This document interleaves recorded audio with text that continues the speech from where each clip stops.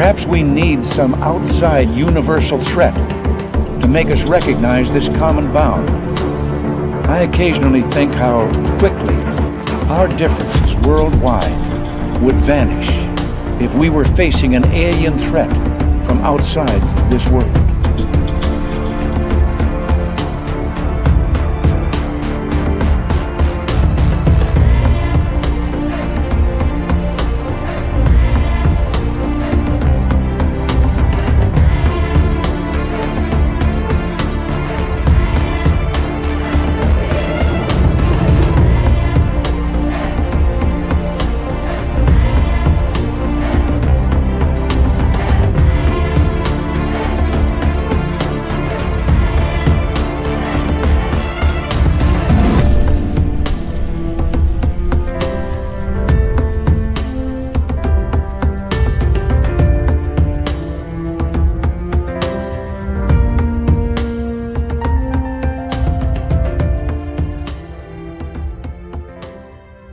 Good evening, everybody, and welcome to Spaced Out Radio tonight. My name is Dave Scott, and we're going into the monster land with Carter Buschardt tonight. But first, before we bring him in, let us say hello to all of you out there and be in the gold medal position. Sugar Britches with the silver medal. Race Fan again with the bronze. Hello, Luscious Jules and Robert Lamoth. Hi, Area 51. Samantha Hazelwood Gray, how are you? Samantha will be signing autographs after the show. Line up to the left of the studio, if you don't mind. To the left of the studio. Dogface Simon, Tim Othman, D. Cohen, Brown Dwarf, how are you all doing? Nick Adkins, how you doing? Anilka, nice to have you back. And there's the lovely Cosmic Floor. Cosmic Floor will be signing autographs after the show as well. Line up to the right of the studio, if you don't mind. To the right of the studio. Human Carl, what's happening, my man? Good to see you. And let's continue on with roll call. We have up next Lisa C. Thank you for joining us tonight. And there's Mama Catherine. Love you, my dear. Thank you for being awesome. And I miss you already. I do. Vash the Impaler, what's going on, man? How you doing? And who else do we got here? We have scrolling on down. Pixie Lara and Nancy Thames. Good to see you both, ladies. Thank you. Monica, how are you? And Jessica. Moving on, Doug Shelby is here. The Doug Shelby has arrived, which means we can officially start this show. Jim Christie and W. David Page, thank you for coming on in. Millennium, my man. Philip Baca, how are you? Good to see you both. And Mark Sanchez, what's happening? Larry Fisher, good to have you back. Kurt M. and Lurks a lot. Good to see you both. Moving on down, Lady J. Homestead, thank you for joining us. Welcome to the SOR chat room. Hey, Derek Galloway and just another guy named Harry. Good to see you both. Deb from SAC, Linda Bennett, thank you for coming on in. Laura Lobbs and West Coast Dogman, how you doing? Shane, thank you for joining us. Stephen Edmond, Candy Wolf, good to see you both. Hi, Chillgasm and Paramarv. Amy, Vegas. Oh, good to have you here. Thank you for joining us. And Ozzy, oi, oi to you. Cosmo Fang, Richard Elmore, and Zed Hut. What's going on? Christine Lynn, Ozzy Sue, thank you for joining us. Travis DeLuca and Simon, thank you so much for kicking off the Super Chat tonight. The Super Chat is a wonderful way to support what we do on this show on a nightly basis. So thank you so much. Okay, moving on here on the roll call. There's Digger Dog. Good to have you back. And let's see here. Sensational Sherry. What's happening? Stephen Edmond again. Mike Bothwell.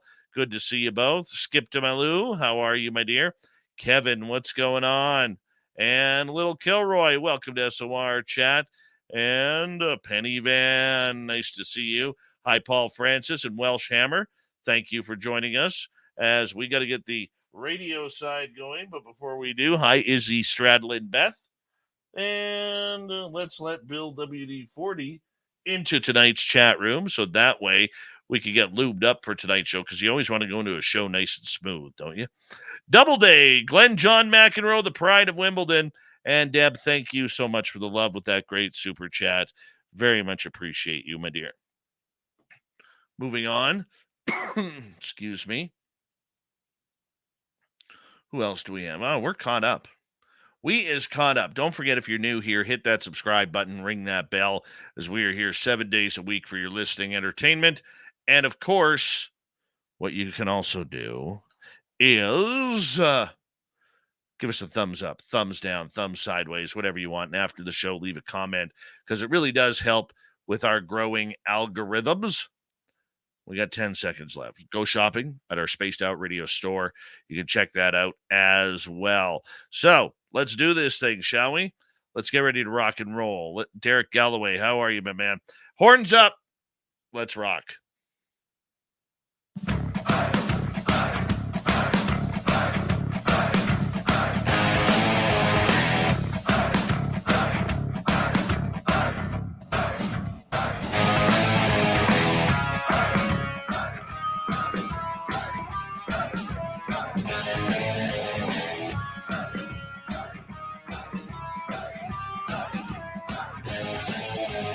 From the mountains of central British Columbia to you listening around the world, this, my friends, is Spaced Out Radio. I am your host, Dave Scott, sitting in the captain's chair of SOR headquarters. We welcome you to tonight's show on our terrestrial affiliates around North America, digitally on Odyssey Radio, TalkStream Live, and KPNL. All of our archives are free. Join us at youtube.com/Spaced Out Radio. Do old Davey the favor, hit that subscribe button. You can follow us on Twitter at Spaced Out Radio, Instagram at Spaced Out Radio Show, and on TikTok at Spaced Out Radio. Our website, spacedoutradio.com. We have a plethora of features for you. Rock out to Bumblefoot, read the news wire, check out our swag as well. Tonight's show is brought to you by Chive Charities. Help make the world 10% happier by visiting Chive Charities today. You can find them on our website. A power show of Monster Talk tonight as author and researcher Carter Buschardt is our guest. We'll bring him in momentarily. Then in hour number 3, we're going to have a great story kicking off with Steve Stockton from Among the Missing. It is Cryptid Night with Shane Michael Crisp from West Coast Dogman. And it's the Dave 101 night, along with the strange news of the week. For the last decade or so, Carter Buschardt has jumped into the cryptid pool neck deep, searching under every rock and crevice, behind every tree, looking for the elusive Sasquatch. His belief is that this could be a flesh and blood creature, but he understands that there could be more to it that we don't understand. Yeah, he's starting to get into the woo of everything. He's hellbent to find out what this creature's all about. Doesn't care how it happens, just wants to see it happen, without having to kill one, of course. But the investigations continue. The writings continue. The research continues. The books continue. Carter Buschardt, it is a pleasure to have you back on Spaced Out Radio again, my friend. Always love talking Bigfoot with you. How you been? Pretty good, Dave. Great intro. That $50 I gave you must have paid off, huh? Well, sometimes every now and again we get a winner around here, and I think we got one tonight. I know you had some family stuff you had to take care of. Normally you would have been with us in Las Vegas, and I'm actually glad, because I didn't want to take all your money there at the poker table. So, I'm actually happy that you skipped. I'm glad. Lord knows I have enough since last October. And guys are gunning for me left and right. It's kind of funny, Oh yeah. Oh yeah. It's not a badge of honor to knock off a big guy. When you hit like a jackpot or something, it's the right time, the right play. I mean, if you were off 1 second, if you came in the door 5 seconds too early or too late, that hand would have never happened. It's all serendipity. So that'll never happen to me again, hitting a jackpot like that. But it was fun. I would have been happy to just donate a couple $100 to you, so that bingo lady wouldn't be, bathing in your blood. Oh, bingo lady at the Golden Nugget. Oh, So for people who don't know what we mean, it's kind of poker talk for somebody who plays very, very loose and plays every single card and doesn't really know how to have fun. That's what a bingo player is like at the poker table. Yeah, some people could just sit down and just ruin your night, and they have no idea what, you know. It's like the drunk that comes in and bets every hand and just shoves all, and he keeps winning. You're going, I'm good at this. How come this guy keeps winning? There's no logic in it. There never is, you know. No, the cards fall like they may, just like they do in Bigfoot land. For people who may not be familiar with you, Carter, how did you get involved in this field? Well, 1960s, somewhere in there, I was watching a TV, 10, 11-year-old kid, and I'm watching In Search of with Leonard Nimoy. And there was the Patterson-Gimlin film. And I'd already had events in my life that kind of told me that there was things in the world that just didn't make sense, but they were probably real. They're there for a reason. And so that's what got me into Sasquatch. Researchers like, that was cool. Look at that. That ape, it's huge, and it's in North America. And a 10-year-old kid, what do I know? But the seed was planted. So fast forward to 2010, 11, 12, I got into the BFRO. I became a researcher, and I started leading expeditions. They got rid of the guy who was leading expeditions and replaced him with me. And I led 4 expeditions, and oh my God, the stuff that happened at that point. I was in the ape crowd because that's the only people I was hanging with. I didn't know any different. And when I saw the one on my first expedition I led, it just vanished right while I was looking at it on thermal. It just exploded and disappeared.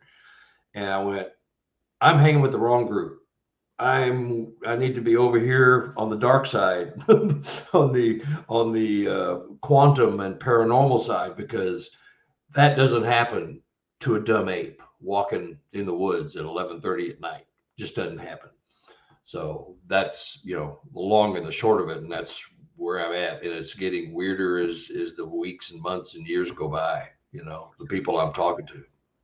I want to talk about this for a second because you are one of the many who it used to be the few, but it's becoming more like many now, who came into this field thinking that the legend of Sasquatch was real, but was all flesh and blood, that we're looking for a giant ape, or we're looking for Gigantopithecus, or the North American monkey, or whatever it may be. Mm-hmm. And yet it's been very recent for you where all of a sudden you are starting to hear and collect more and more stories about supernatural happenings around this creature, which has really made you change your tune. Why did you change your tune? What was the apex for that?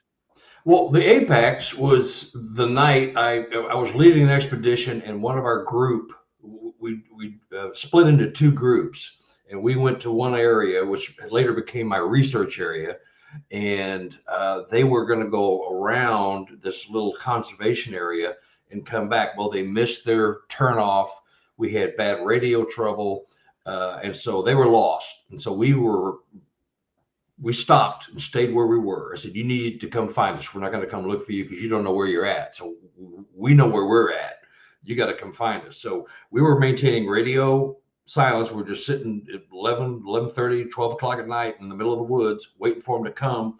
And I was looking through my thermal, but I wasn't recording, trying to save batteries, which I'll never do. Guys, never not record, burn up the batteries, use rechargeables, but never don't record because you want to save batteries. That's just stupid. And I can tell you why. So anyway, I'm watching through the woods, and I see this heat signature coming through. I'm thinking, okay, thank God they're finally here. We found them. They're coming at us. And I'm watching this heat signature come around the corner. And when it turned around the corner, it didn't know we were there. I mean, it was a Sasquatch. It was 2 arms, 2 legs, and it was a huge beast. And it just vanished. It took 1 step. The second step, it was like a flash bulb exploded right in front of my eye. It just boom, and it was gone. And all I could see was dots in front of my eyes. So I pulled the camera away, and it just vanished. And that was it for me. I mean, that right there, I went, that can't happen. And I was with apers only, because that's the group I was with, the BFRO. You know, it was just kind of ape only, and they kind of mostly are still. And so that got me thinking that, okay, there is something to this stuff. You guys, and you know, I didn't tell them what I saw until later, and they were not happy about it. But it was my expedition. I can see and do what I want because it's mine, and you can't go ruining the parade because you have a different belief system. You can believe how you want, of course. Anybody, you can believe, and you know, there's nothing wrong with believing it's ape only. But when you see and experience something that tells you there's more to it than that, you got to go there. I do. I mean, I can't just go, oh, well, I must have been seeing things. I had a bad tuna sandwich or something, you know, whatever it was that made me hallucinate. You know, I wasn't smoking, I wasn't drinking, probably wish I was, but it changed everything. And so, and now I'm researching, and I've been researching mostly habituation folks, but people are coming to me and they're telling me, because I'll listen to them and talk to them, and I believe what they say. I can tell, you know, when you talk to somebody, Dave, they're convinced, and they're totally wrapped, their psyche and everything's all wrapped around all this. They know what they saw, and no one will talk to them. They make fun of them. Your husband, your wife, your coworkers, you know, your close relatives, they go, yeah, let's have Uncle Ted over. He saw one of them Sasquatch. Let's have some fun with him at Thanksgiving, you know. And that ruins people. I mean, that, you know, it's an emotional, cathartic thing that happens to people when they see one disappear, walk through a tree, change a vibrational frequency, implant memories in their head or visions, whatever they do, infrasound, all the things, and no one will talk to them, and they make fun. So they just clam up. So we've got this big, dark, dirty secret that's no one's talking about because they're afraid to talk and get made fun of. So I'll just shut up. I'll go to my grave with it. Well, that actually brings up my next question. Why do you think there are so many in the community, and you were on that side of the community, that does not want to talk about the fact that there is high strangeness around this? Whether it's orbs, whether it's paranormal sightings, whether it's a creature vanishing or UFOs flying above. Mm-hmm. Why are we afraid to get into that conversation? Well, we've adopted a mindset, you know, and I'll start real quick here. From the day you exit the birth canal, we are all taught how to think, how to see and view the world. There's no UFOs, there's no ghosts, there's no Sasquatch. Oh, wait, the government was lying. There are UFOs. So right there should be your aha moment, you know, because you're told for the first 18 to 22 years of your life, you're indoctrinated into a way of thinking. You know, the educational system, the religious system, social media, the government, science. There's just this big indoctrination of how they view the world. And this can't be, this can be, this probably will never be. And you're full of crap. This is way off the charts, stupid and weird. It'll never happen. So you think that. So you're in love with your philosophy. And, you know, and then when you see something that you can't explain, you're going to write it off as soon as you can, unless you just have an open mind and go, well, you know, I really did see that. That's my reality. I saw it. I can't talk myself out of it. I'm a sane, rational person. I'm not paranoid, schizophrenic, or anything else, which would make me prone to hallucinations or anything like that. So that's it. We're kind of married to what we grow up with and believe. And it's real hard to get off of that unless you just go, wow, I am wrong and that is right. So I'm going there. I mean, that's really it. And some guys are just diehards, you know, and I invariably get the phone call from the diehard aper who says, you know, I've been hunting these woods 35 years. If something like that existed, I'd have seen it before, and it doesn't exist. So it's not there, and it didn't happen, and people are crazy. So, and then I'll get a phone call from that guy. Hey, can we talk?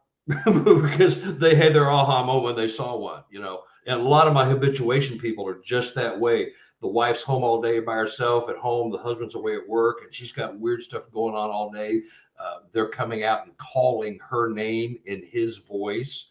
She's out working in the garden. She thinks her husband's home. She's looking around, and you know, this happens many, many times. I mean, I'm dealing with 3 or 4 families where that's exactly what happened. And so they know that there's nobody home. I know my husband's at work, but I hear his voice. Someone called me with his name and using his voice. They call me by my name, my personal name, like sugar, honey, dumpling, whatever you call your wife or your spouse, Sin, where you at? Sin. It's in his voice, and she's out working in the garden, and she's looking around for her husband. He ain't there. It's the Sasquatch. They're mimicking his voice, and it's fantastic. And that's why I'm where I'm at. But we marry our belief system, and we rarely will go off of that, because that's our security blanket. We have our world all explained for us, and we like it just like that. We don't like surprises. And so we will blow it off. And that's why in the paranormal field, UFO, cryptids, the whole thing, we're taught to think and believe a certain way. And so we have to become reborn in our head, No, and I understand that, and I can respect that. But this argument that continues on within the community really seems at times to get volatile. I mean, like you were telling me, you yourself, there are conferences that you used to speak at that no longer want you there because you believe that woo may be involved with this. I mean, tell us how that works. Well, it's just, and it's been monetized. You're going to sell your coffee mugs, your T-shirts, and you charge your big fees to get everybody in. And they just don't want to hear that. Now, some do, but for the large majority, they don't. BFRO, they don't want to hear it. They don't publish anything with any kind of paranormal or quantum type events in it. They just take it out of the report, because mainstream America has been taught this is just a dumb ape that's going to come to fruition. We're going to, find it and get a body and all that stuff. Well, things are discovered all day, every day, all around the world. New plants, new fish, new, mammals, new periodic table elements, and all kinds of stuff. It makes the news all the time. What's the big deal with a dumb ape that's running around North America? Why is that such a big secret? Well, because there's something more. There's more to it than just a dumb ape. But the Bigfoot conferences, you look at them, the lineups. Other Ron Moorhead, but he's accepted because he's had that cathartic moment with his Sierra sounds. I mean, that is proof positive that they have a language and can talk. So he's been accepted into it. But you try to crack that with any of the cloaking and all that stuff, and he espouses that. He's believed it. He's been accepted, but he's the only one. He's the only one that gets a free ticket. It's just crazy because it's monetized. I can make 30 or 40 grand doing one conference. Not me, but an organizer. Well, I don't want anybody with woo-woo stuff coming on and ruining that. I can use this money to pay off my house. So I'm not gonna have some ape, some guy who doesn't believe that they're flesh and blood only in here. That's going to ruin my mojo. That's just the way I see it. And that's the way it is. Yeah, no, I can totally understand exactly where you're going with that. As we got about 5 minutes to go before we have to go to break at the bottom of the hour, and Carter Buschardt talking Bigfoot tonight is our guest. Okay, so focusing on your research, when you had your experience when that Sasquatch disappeared on Thermal, how did that change you? How did that change your thoughts and your attitude towards the way you are going to research this creature? Well, I'm going to start listening. And I admit, when I was indoctrinated into the BFRO, I was of the opinion that, well, it's an undiscovered ape. That's pretty cool. So let's be part of the team that discovers that. And when that happened to me, I had to suddenly start paying attention to some of the people that were labeled nut jobs, especially in the BFRO classification, but other classification with other groups as well. So I had to the stuff that sounds so fantastical. Well, I just had my fantastical event. I'm not crazy, and neither is this guy. I'm talking to doctors, lawyers, some low-level politicians, some high-tech, CEOs of some big companies. They're having Sasquatch, and I had 6 hours of missing time. Not me, but another witness. You go, how does that happen? I mean, how can that? They're not just a dumb ape. If this is true, and you start talking to these people, they're not yanking my chain. The flesh and blood only group is what's yanking everybody's chain and poo-pooing the research we do. And so it's not a fair thing. But once I got going and I started talking, and now people know to call me if they want to talk to somebody who's going to listen to them. And I don't believe everything I hear, but I believe pretty much of it, because I can vet. You can talk to somebody 5 different times and ask them the same question 5 different ways. You can find out if they're yanking your chain. That the interview process eliminates a lot of hoaxers for me. And I still get crap. This book here, I put that cover out and people said, "Oh, that's fake. That's phony. How dare you? How could you even fall for that? That's stupid. You're a charlatan. You're yanking us all over." And it was just hateful and nasty. And it all came from the haters and trolls and those that believe a certain way. I rocked their boat. 3 minutes to go here. Yep. What's the anger behind it? This is what I don't get. Okay, is the anger, like people get mad, and not just mad, but vicious. And I don't know whether it's internet tough or that's just the type of people they are. But the way people spew their vitriol because you have a different way of thinking, I mean, does the majority of the public not realize? And I get it too, dude. I get it too. I got it all night last night on Twitter because I wouldn't say who my sources were on a story. Yeah. Okay. So my point that I'm getting at with you is, where does this anger come from? Is it people who are just sick and tired of story time? Is it people who are sick and tired of the low quality of evidence that is out there? What is it? Well, I would say half of it, at least, from some of the big players. Everybody wants to be somebody. Everybody wants to be the one. Well, it's not about being the one. We're all in this quest together, but the guys that have been at it a while and they're locked into their positions, they will trash you with everything they have because they don't want you getting that attention, and that's the way it is in cryptid world, Sasquatch, paranormal too, because I'm talking to paranormal folks, because we're all in the same field really, but we subdivide it. But everybody wants to be somebody, and if somebody else comes along and gets some attention, it takes it from them, and they hate it. And why it's that way, you just hit on it really. It's the keyboard warriors. Everybody is somebody when they have a computer and a screen and a microphone. They can sit here and do all the nasty, hateful stuff they want, and they're protected because you can't reach through the screen and strangle them. So, but that's part of it, because it's you got a lot of bravery and bravado, and those who complain and really make fun of you and deride you have less than you have, evidence or proof wise. And I wouldn't call it proof, but it's evidence that something happened. I won't say proof. It's proof to you and me or anybody who experiences it.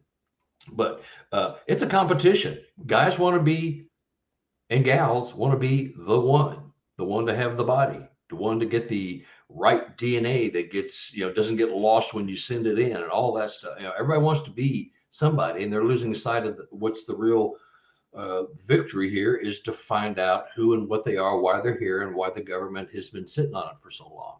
And why they've been sitting on it for so long is because there's a lot more to them than they want to admit, and they're just not ready to tell us, All right, Carter, I'm going to get you to hold on right there, because when we return on Spaced Out Radio with our guest tonight, Carter Buschardt, we're going to get into some of his favorite stories and encounters and evidence. He's quite the storyteller. We're going to get it all when we return for the second half hour of Spaced Out Radio. My name is Dave Scott. Love being your host right here on the Mighty SOR.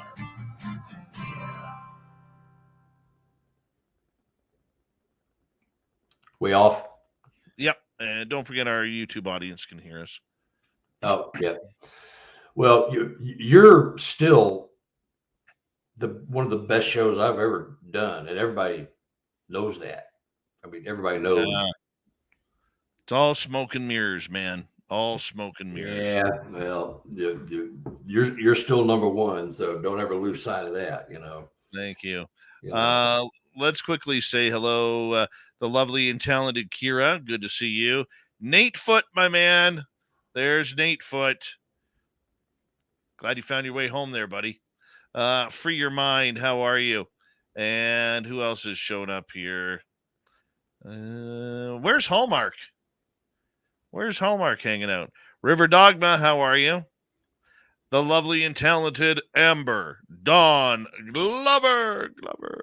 There's Nate. Yeah, good old Nate Foot.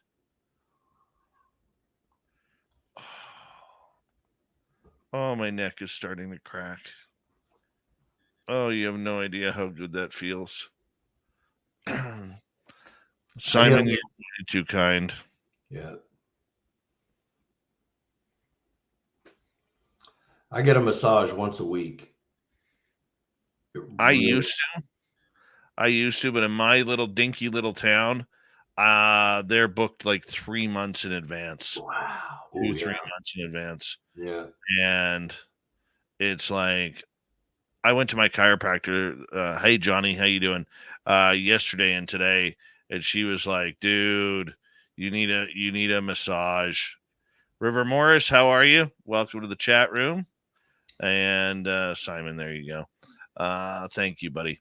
I am just so wound up right now that she's like, dude, you need to go for a massage. And I'm like, I can't get in. That's my problem. I can't get in. I used to have like every 10 days I had a massage therapist that I'd go like an hour and a half, 2 hours to. Yeah. And yes, I know my camera is blinking and I don't know why. Bothers me, drives me nuts. But up here, no. Yeah, I hadn't even thought about that you're in an isolated area, so to speak. Yeah.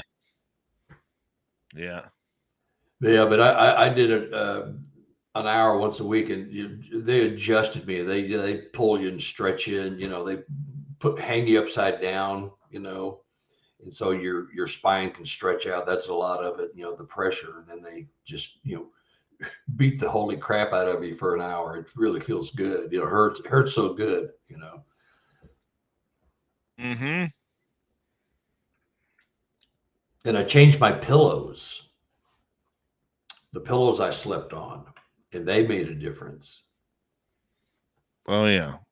Well, when I was down on the coast, I stayed with my dad, and I was sleeping in my mom's bed, and this thing was harder than concrete, and that didn't do me any justice because I'm a tosser and I'm a turner at night.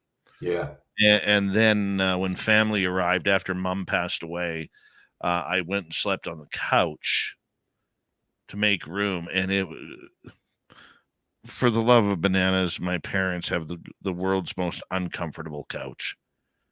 And like I even went down on the floor and the damage was already done.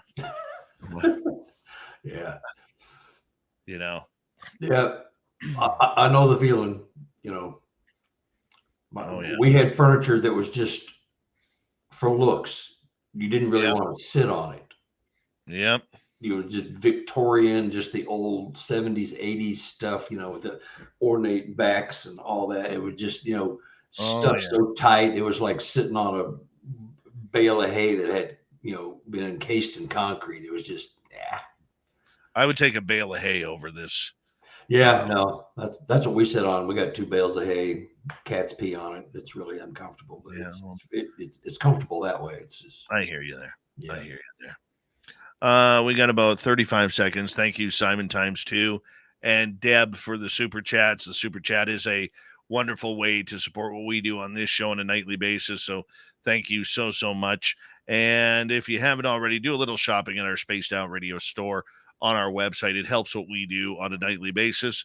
And you'd look good in it too, because we got nice swag. We don't have ugly stuff. You know what I'm saying? We don't have ugly stuff that you buy it and then you never wear it again unless you're mowing your lawn. We don't have that gear. We got great stuff for you that you can take out anywhere. So go check it on out. Here we go, the second half hour.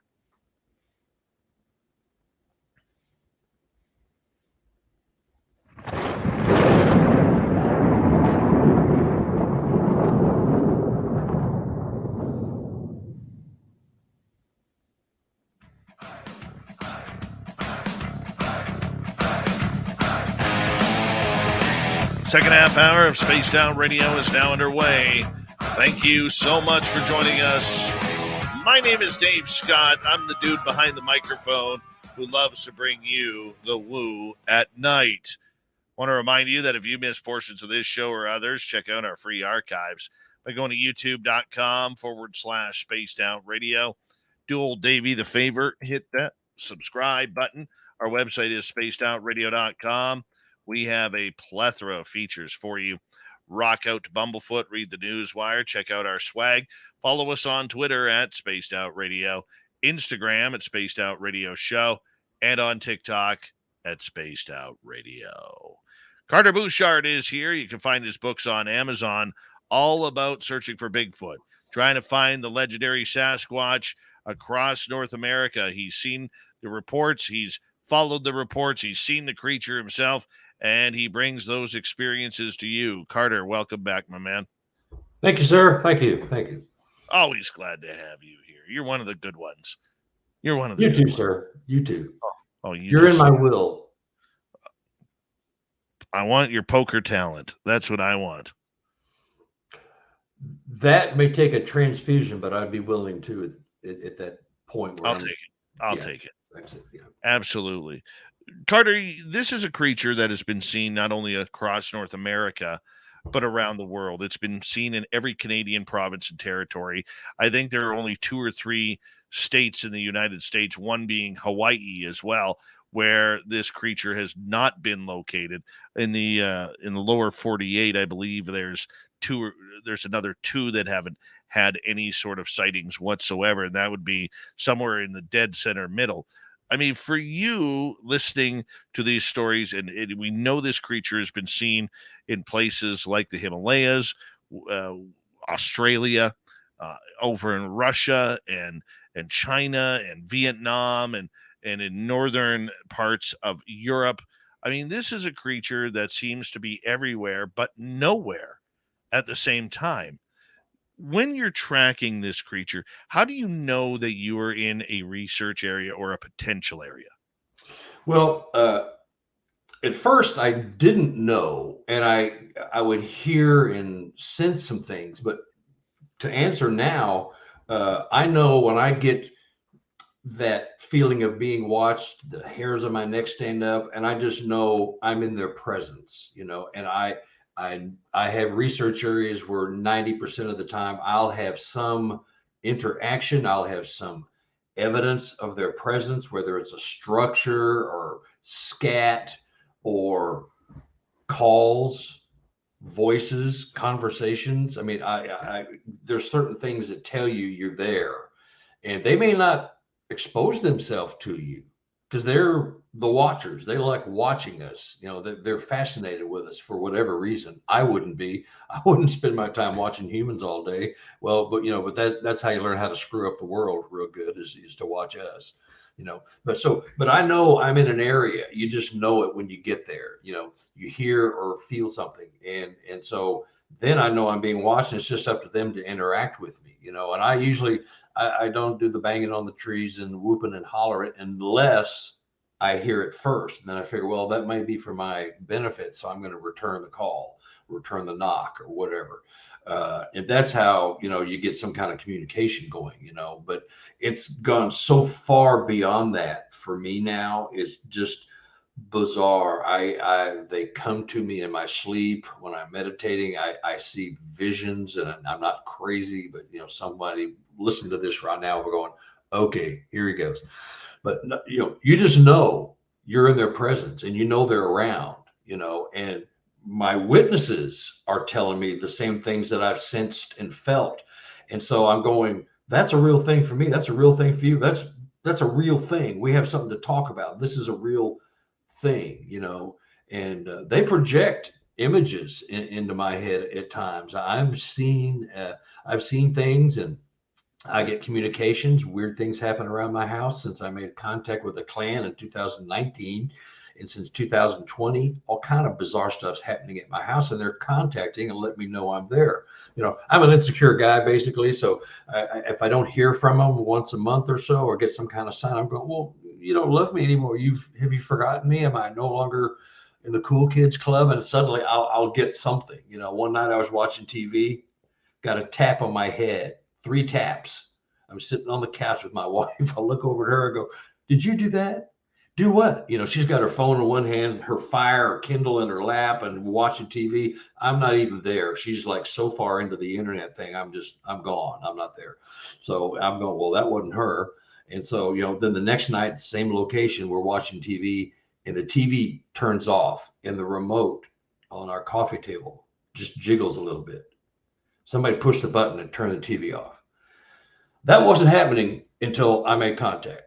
And so I can define a moment in time, 2019 October, when I made contact, and when I went back in 2020 during COVID, I was gifted some rocks that told me that they had been watching me and they knew who I was. And that story still gives me chills when I tell it, because it was a very telling moment. My wife experienced the same thing 325 miles away when I was having my contact. She had blue orb running through our bedroom at 9:30 at night, nearly at the very same time that I think I made my contact, or they contacted me. It was just mind blowing. And so that's, you know, you can't, a lot of people will ignore those things or talk themselves out of it, because that can't be. That I didn't just see that. I didn't just see this creature walk through the tree. I didn't just hear a voice calling my name in my mother's voice, things of that nature. That didn't happen. So a lot of things that you used to discount, they're real. I mean, they're real. You talk yourself out of it. Now you got to talk yourself back into it, but it's happening. And yeah, people look at me funny. That's okay. Mostly because I'm just not really a good looking guy. I just look weird. But you know what I mean? I mean, it's just, you know, once you adopt it, you gotta stand your ground and defend your turf and your territory. You know, luckily for me, not a lot of people want to defend the quantum aspect of it. You know, so I've got people coming at me all, you know, once or twice a month. I'll get a new person who'll call me. I heard you on a podcast. I read your book. Or someone told me blah blah blah blah, and they start telling me these fantastical tales. Nobody will talk to me.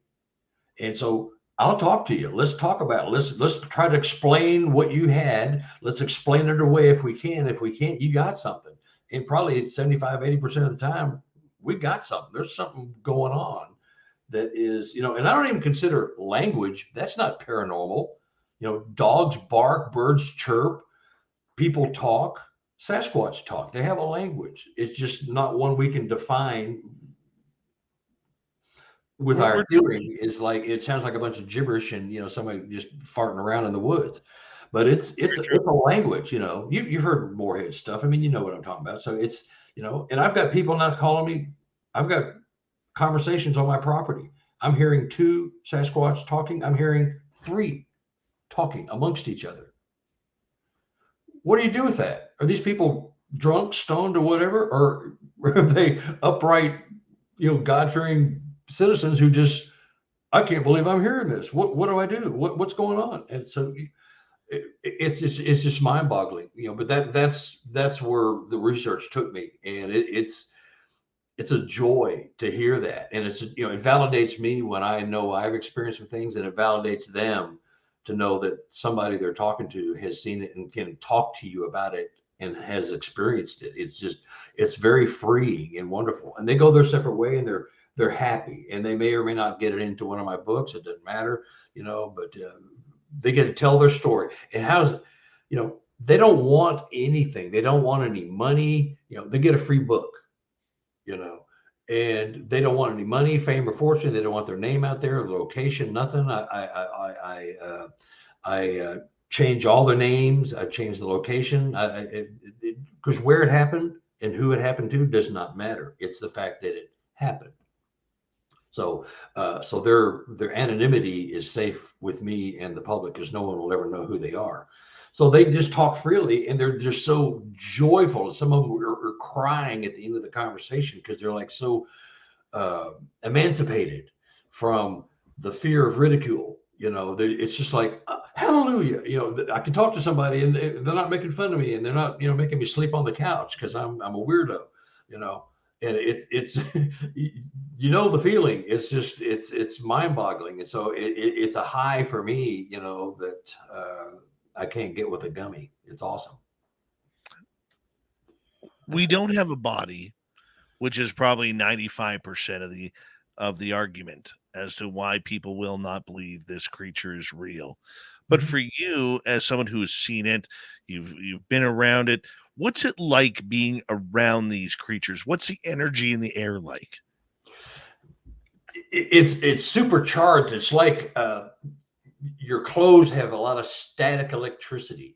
You know, it's like your clothes are kind of sticking to you, you know, and the hairs are sticking up. I'm kind of a hairy guy, so the hairs are sticking up on the back of your neck and on your back and your chest and on your arms. But everything's like static charged. It's like there's a charge in the air that you can't define, and that may be, the vibrational frequency. You know, they operate on a different time and wavelength than we do, obviously. And so that's what it's like. And, you know, and you're all prickly and you're sensitive to everything, you know, and everything's, for me, it's amplified, you know, like your senses are heightened to a level they can't get to normally. You think, I've never felt like this. What is this? You know, and I think they've changed their vibrational frequency, for me, at least, when they're in the vicinity, you know. And they, you know, at night, I get some of these visions of where they live and what they're doing. And I'm not going to bed high. I'm not, you know, a paranoid schizophrenic or anybody who's prone to hallucinations, no PTSD. I mean, I'm seeing these because they're coming to me, which sounds very space age, Star Trek and all that, but it's a real thing. My wife has experienced me getting zapped and watched it, you know, live, you know, 5 feet from me when I was just going nuts one night. And she's going, what are you talking about? I'm going, she's seen it, you know, and I took her there.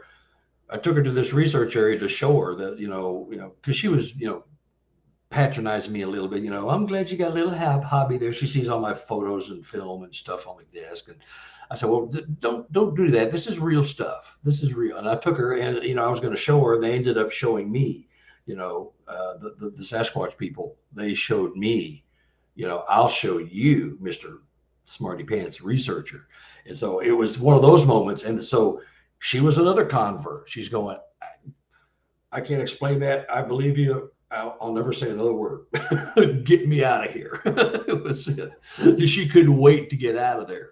But it was an aha moment for the both of us. I realized the power they have and the skill sets they have are not make-believe. It's real stuff, guys. It's real stuff. And I've told you this story before of me seeing my car parked one area, and it wasn't, you know, I've told you that story before, and she was with me. And they made me see something that was not possible to see. It was not a possible photo that could have been taken, because where my car was not where it was. Anyway, so once I experienced that, and it encompassed my wife, and then once I started getting these visions and the weird stuff going on in my house, I'm one of the guys. I'm one of the cool kids now with the Sasquatch people. I mean, I'm there. I'm one of their people. You know, I get the creepy feeling right this moment as I'm talking to you, because it's a real thing. You know, and they're shaking their heads, going, yeah. So that's it. You know, the high strangeness is a real thing. And if you are firmly entrenched in your belief system, you're going to poo-poo it. You're going to think it's the devil or satanic, or you're just, this guy must be on drugs, because that can't be, because, you know, I've been walking this planet for 30, 40 years. I've never seen anything like it.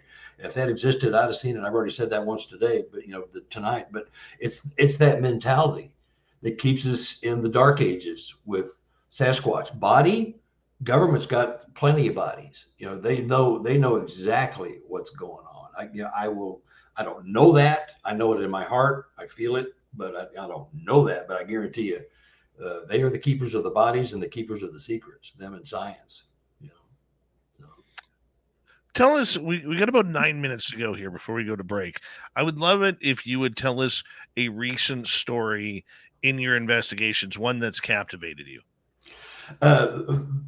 This isn't paranormal, but it is very cool. In this book, and I sent you some of those photos. We can talk after the break about it. But you know, I've got some farmers, and they have a big farming operation, and they sell a lot of their produce at farmers markets on Saturdays and Sundays. And so something was taking all this food out of one of their greenhouses, and it was irritating the heck out of them, because that's how they make their money, you know.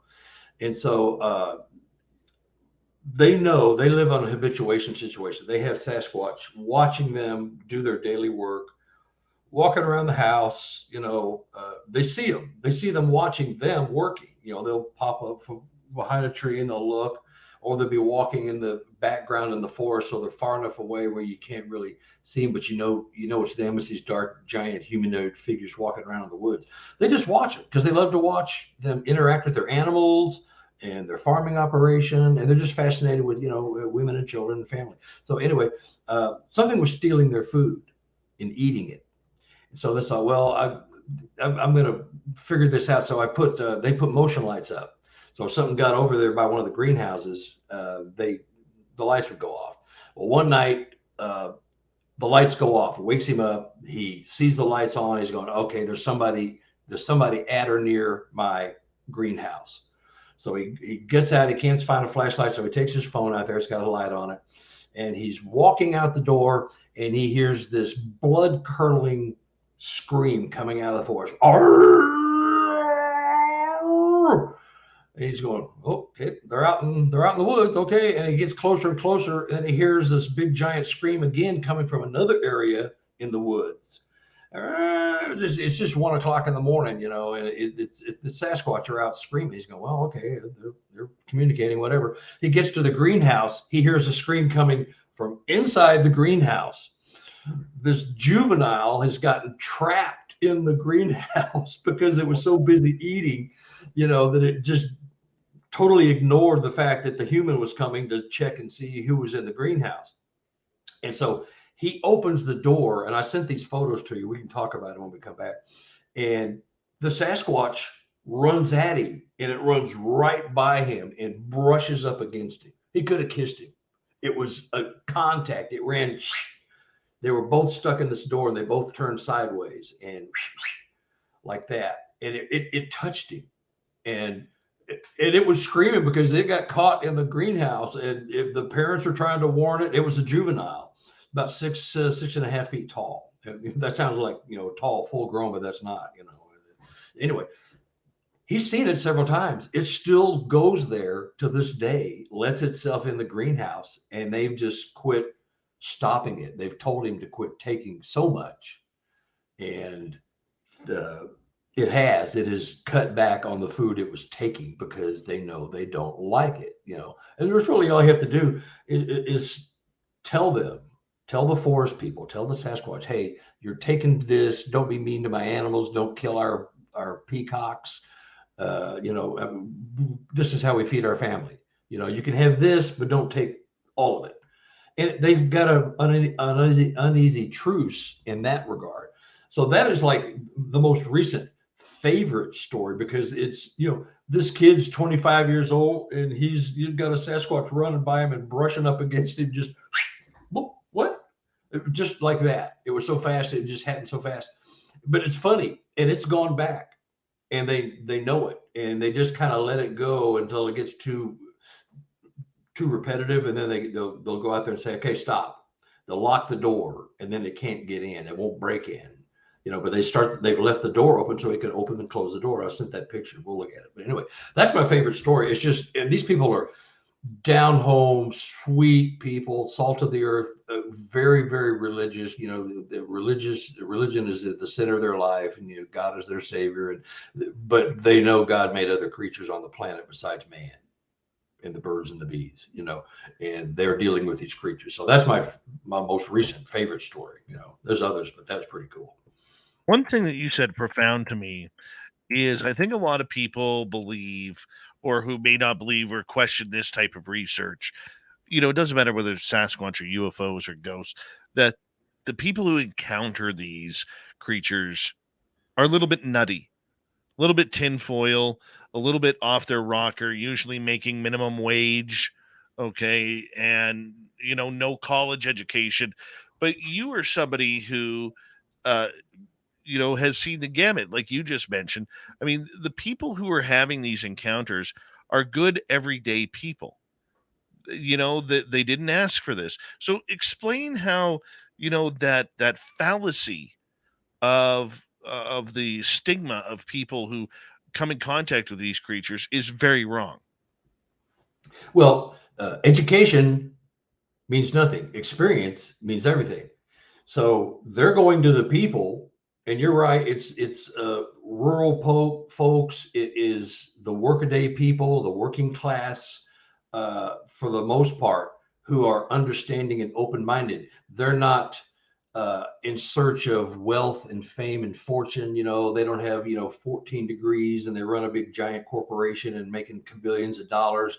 They don't want those people, because those are the people they feel are part of the problem, the way the world is this day, with the corporate greed and the politicians here in America, same way in Canada, I'm sure, but all of that. They're looking for the people who are open and real people. They're looking for the people who hunt and farm the land and don't rape the land and hunt for fun and profit. Like, I'm going to go kill an animal and cut its head off and put it on my wall and leave the carcass laying in the woods. They want people who are being good to the planet, good to the animals, take only what you need. Don't be greedy, don't be wasteful, don't be polluters, don't be hateful, don't be racist. They're looking for just regular, down home, open-minded people, simple people that aren't, materialistic to the point where it runs their lives, and they're not impressed by their own education because they got 4 diplomas on the wall. They're looking for those people, and because they're more open to these experiences, although there's closed minds within that. But that's what they're looking for, and those are the people that are getting these interactions for the most part. I've got a couple of big time, big wealthy people that run big corporations, but they go live in their little off the grid cabin in the woods every night at home. And they're running $1 million corporation, and they go live in the woods at night. They go home and live in their cabin because they want to put their spine to the earth and experience the planet and what's going on. They keep reality, their corporate world mentality and all their education, all their money means nothing. And they know that, but it does afford them certain comforts. But that's all it is to them. It's just a means to have comfort and provide for the family. So, but they're not nut bars. No. We could laugh at that terminology, but they're not nut bars. No. They're lawyers, they're construction workers, they're dentists, they're gas station attendants, they're restaurant employees, they're bingo callers, it's a little bit of everybody. Yeah. They're drawn to a person, and I couldn't tell you what the requirements are for the psyche of what they're looking for, but they seem to be drawn to those people, and those people are drawn to them and the most open to when a relationship or a sighting has happened on their property. They go, well, that was cool, instead of, it must have been a guy in a ghillie suit. Must have been a bear. They're trying to explain it away. When someone sees it, because some of these people that are, for the first time, they're going, it's the most beautiful creature I've ever seen. It was just fascinating. I was just enthralled. And so that's what they're looking for. And that's the response they want. Carter Buschardt, author. You can find his books on Amazon, all about Bigfoot. We're going to continue on with more stories from Carter. We'll take your questions in hour number 2 as well. Good time here tonight talking Sasquatch. Come join us for hour number 2, right around the corner.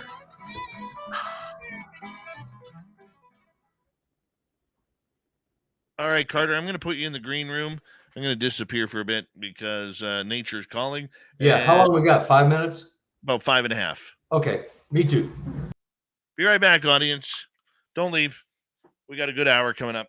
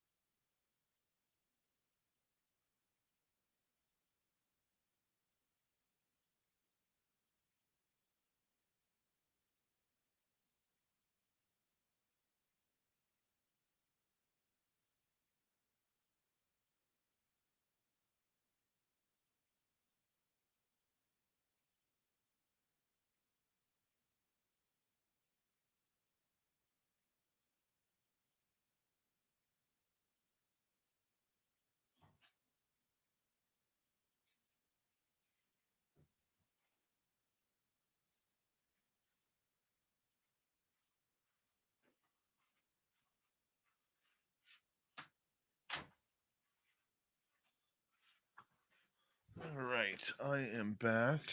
Sovereign Farts, how you doing? Good night, Gee. And Carter's back. Yep. And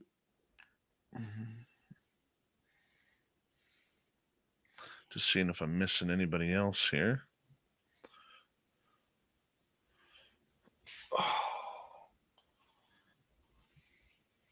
How you like the new haircut? Oh, I just got it trimmed up earlier today. It's feeling good. Fine looking head of gray hair before you cut it. I know. I still got it here somewhere.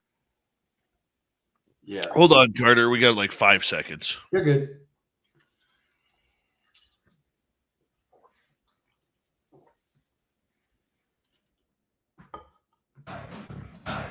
You're listening to Spaced Out Radio with Dave Scott.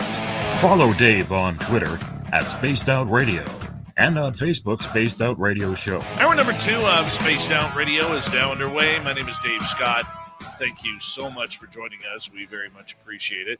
Want to remind you that if you missed portions of this show or others, you can always check out our free archives by going to youtube.com/Spaced Out Radio. Do old Davey the favor.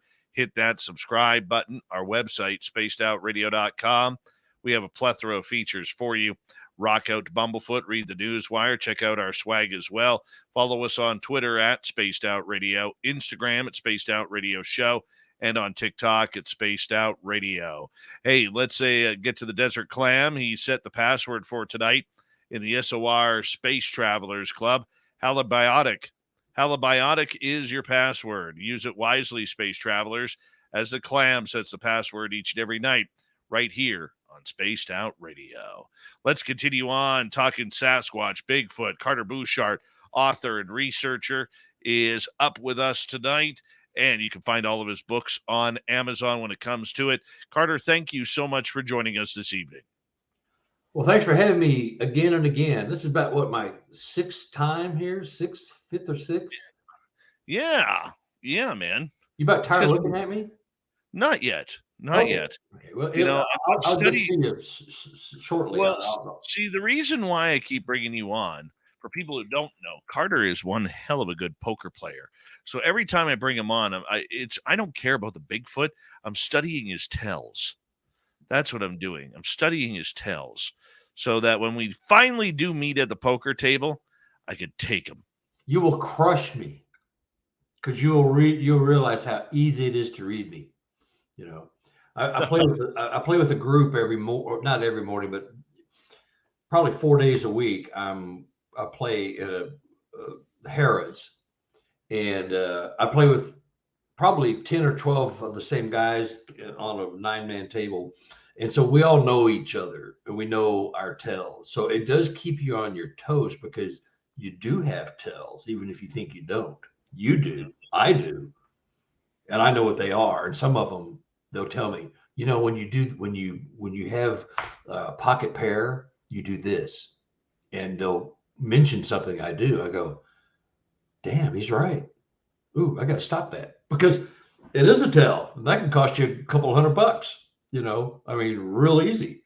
They go, well, if you itch your face, or you cross your legs, or you put your cards, you tuck your cards a certain way when you have or don't have something.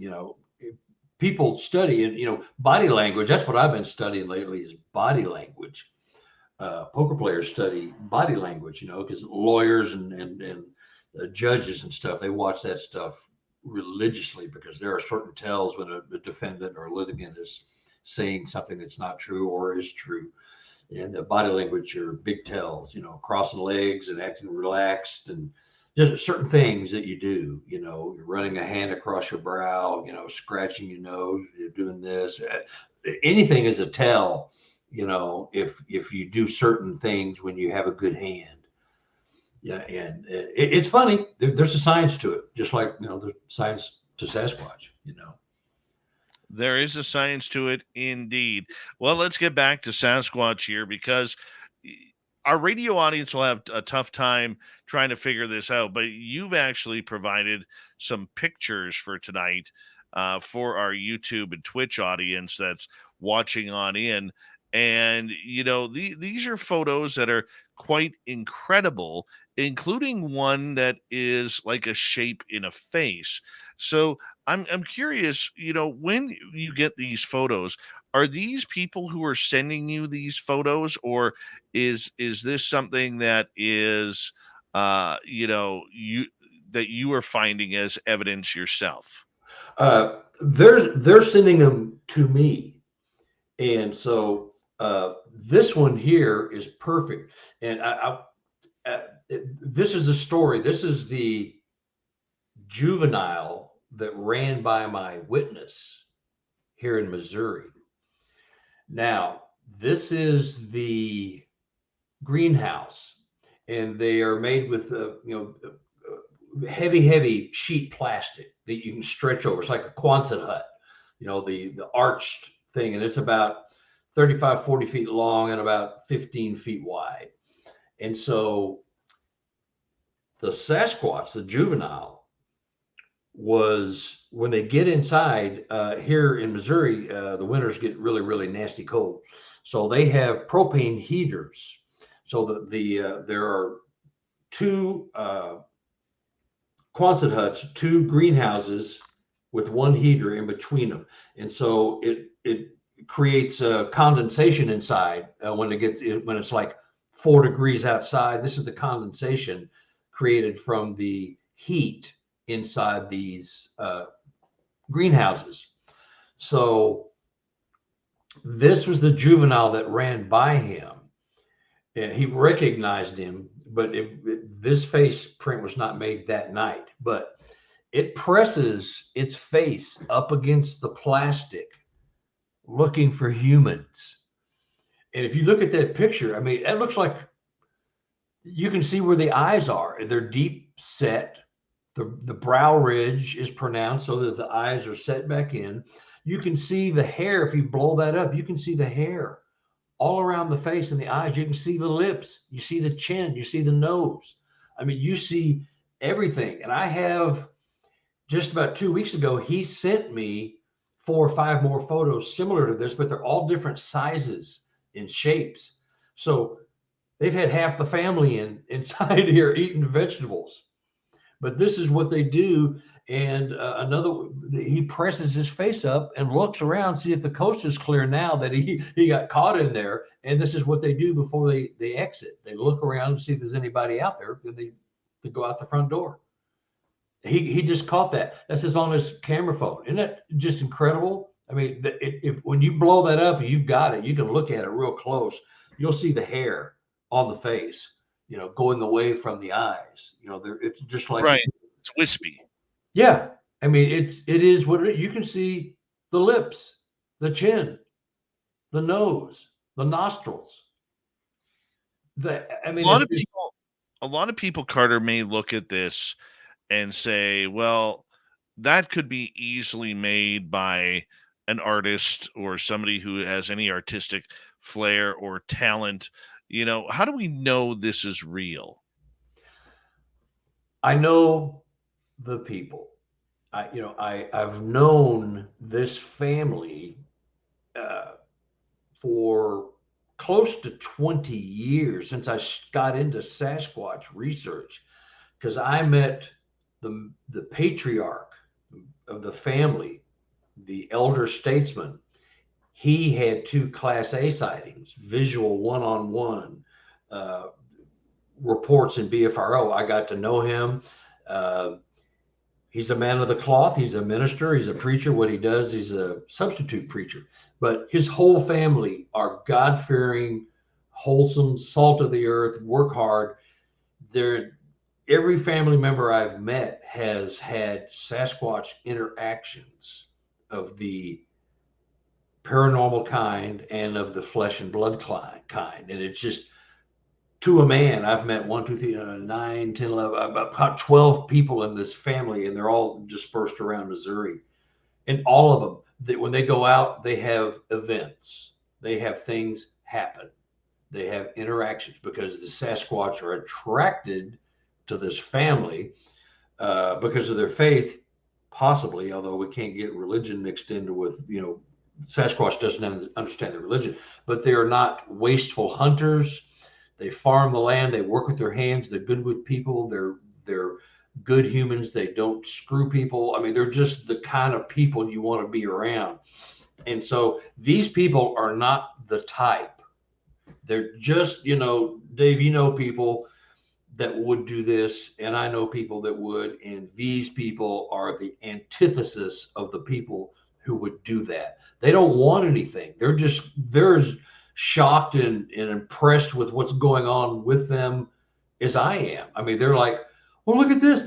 You can tell from the excitement, that they are like, oh my God, you're not going to believe this. And I get a picture like this. I'm going, holy crap, that is freaking awesome. It's like, putting a shower curtain, just putting your head up on a shower curtain. And part of what makes the face stick to this is the albavernix, that white oily substance that's in all Sasquatch, hands and feet and their body oil. It's called albavernix. And this is part of what makes that kind of stick, because they have that's an oil that they secrete. But they just aren't the kind of people that would do that. When you're full of crap, when you're in the presence of somebody who's full of crap, you just know it. And so I just shy away from those people. And when they tell me something that just doesn't match, I can tell. I don't embarrass them and saying you're full of crap. You're lying to me. I just say, hey, well, that's really cool. That's really interesting. Hey, I'll get back with you. And I leave it at that. I don't put them on the spot. But, you just know when you're dealing with somebody, these are just simple, God-fearing, down-to-earth people. They just wouldn't do that. They don't want anything. They're so happy to share this, And there's not a family, this family, I've met 12, 13, 14 of these people. They're not all, I don't just meet all the hoaxers. These are like real people, when someone has photos like this, you go, well, they had to be makeup. And that's the thing. When you get a photo like this, or anything that's even better than this, like the one on my book, the cover, it's like, well, that's too good. It's got to be fake. Or if it's a blob squatch, well, of course it's a blob squatch, because it's not real. It's fabricated, because there's no such thing as the Sasquatch. So that's a problem when you get a photo like this, and there's a lot better things out there floating around. The Patterson Gimlin film. I mean, that stood the test of time. Paul Freeman photos, those have stood the test of time. Ron Moorhead stuff, those have stood the test of time. And so these people just aren't that type.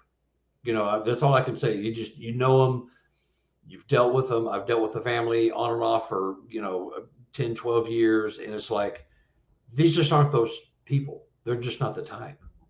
That's how I know.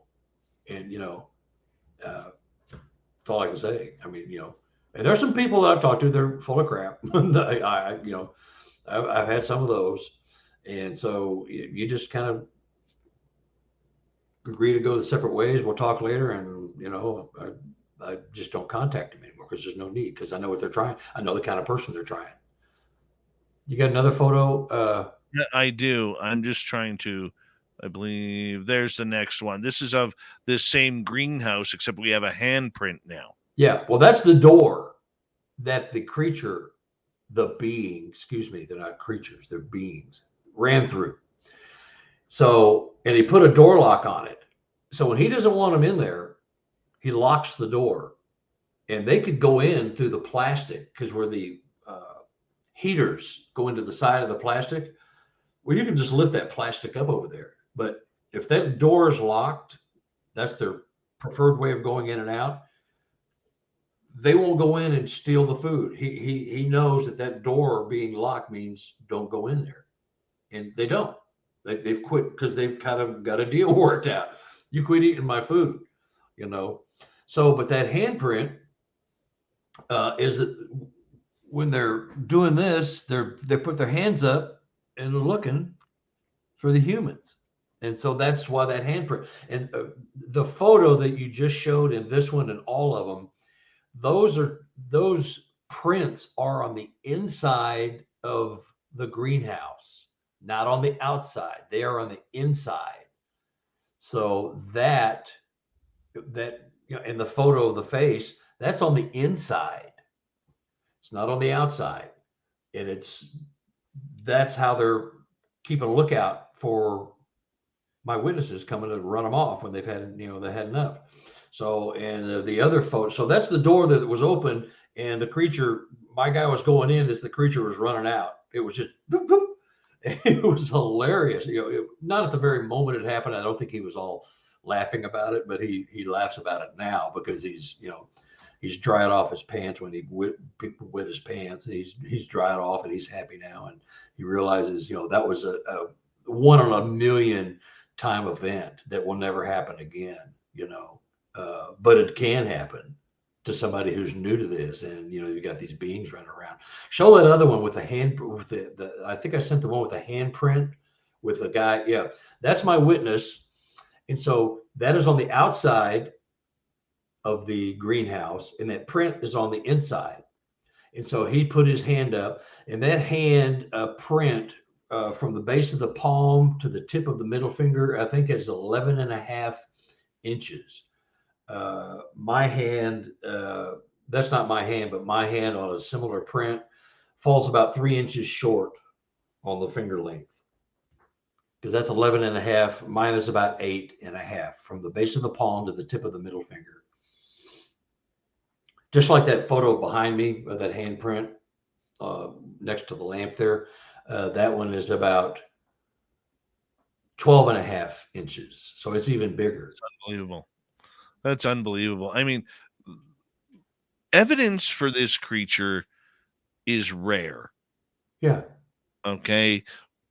Yes, you can find a footprint.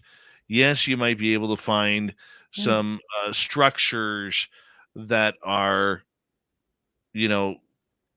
out of the ordinary for what they should be in the forest, whether it's giant X's with trees woven in between each other, or whether it's like teepees or lean-tos that have been created, or some real weird Blair Witch type of origami with trees, and branches. But physical evidence is tough to find, like the handprint, like the face print, like scat, like hair samples or whatever.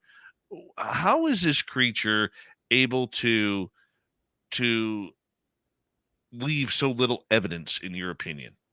Well, they're self-aware. So they are, a sentient, sapient being. They think, they reason, they understand, they communicate. And so they're aware. I've got one guy in my last book, not this one, but the second one, where he watched a Sasquatch walk up and steal, I can't remember what it was, off the porch. They were having a party, and it actually snuck up while there was about a half a dozen people outside. I think it was marshmallows. It was a bag of marshmallows sitting on this post.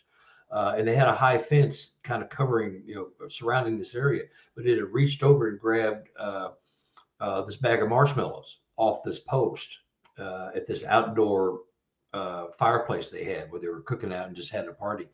And so when it got caught and ran off, it stopped, snapped a branch off a tree, and it walked, didn't run, it walked, and it was dragging this probably 10 or 12 foot branch, fully formed tree branch behind it, erasing its tracks as it walked across this piece of farmland, just dragging it behind it, just kind of swifting like this. And they watched it erasing its tracks, so they're aware. They will, on forest trails, they will walk across the trail, not on the trail. You might get one footprint in the middle, where the tire ruts, there's 2 tire ruts, and there's a center where it's still green, where like the cars are going back and forth. They'll step on that green spot, but they won't step on the bare dirt. They're self-aware, so they don't want to, they don't want to be found unless they're communicating with a family or something, and then they will let themselves be seen and found, and that's when, I got tons of photos. I got tons of prints from people, that they take front footprints. They're 4 or 5 inches deep in the ground. That's how heavy they are. And they say, I ran out of plaster. I didn't have enough to make that print. But to answer your question, they're just self-aware. They know that getting caught is the kiss of death. That's why they don't mark their graves. That other picture I sent you is, about marking graves, but they don't mark their graves. and for obvious reasons. And but they just don't want to be found. They will let you see them and interact with them on their terms, and that's where the habituation comes in, where they finally found a family that respects them, understands them, and are like totally fascinated. Like, there's only 5% DNA between us and gorillas, 3% or less between us and chimps. They know that, except for 3%, that could be me, and you could be me, and I could be you. I don't necessarily want that, but it's just fascinating. So they're self-aware. They don't want to get caught. That's it. They're very, very good. Somebody's got a T-shirt somewhere that says "The King of Hide and Seek." Well, that's them. Oh, for sure. That's exactly it. What is their, and this is a gross question, but what does their scat look like? Does it look human? Yeah, it's usually very, very dark, almost black, almost like bear poop. It's black. It's very dark, but they're omnivores. And so it's black. And I've got a lady who just sent me a photo I didn't send you of some poop, and this Sasquatch pooped all over the mustard greens and turnip greens. I think she had gifted them some of those, and they didn't like them. So the next morning she went back out into her garden, and there was big giant turds on her turnip greens, with berries and hair in them, which would be obvious, could be bear or Sasquatch, Scat, but they're round and cylindrical, and they can poop it out like a rope. I've got a lady in Washington State who she has poop that is 2 foot long, and it's coiled in a circle, and it's at the very edge of a hole they dug for a tree. And they were making a statement because they didn't want my people to plant this tree there, which they ended up not planting there. But so it could be almost the size around of your arm, your forearm. It's pretty good size, but it's anywhere from 1 foot to 2 foot long if it comes out in one big long thing. Black, looks like burnt ends. But I have not come across, I have come across bear scat. I've come across grizzly bear scat, and I know what that looks like. And it's just a pile of mess. You kind of take a stick and you kind of dig into it to see what they're feeding on. And you see, whether they're vegetarian at this time, or whether they found a deer or a rabbit or something along those lines with the fur inside. I mean, as gross as it sounds, Scat can tell you quite a bit about what's going on with the creature. Oh, yeah. It tells you to eat. I'm going to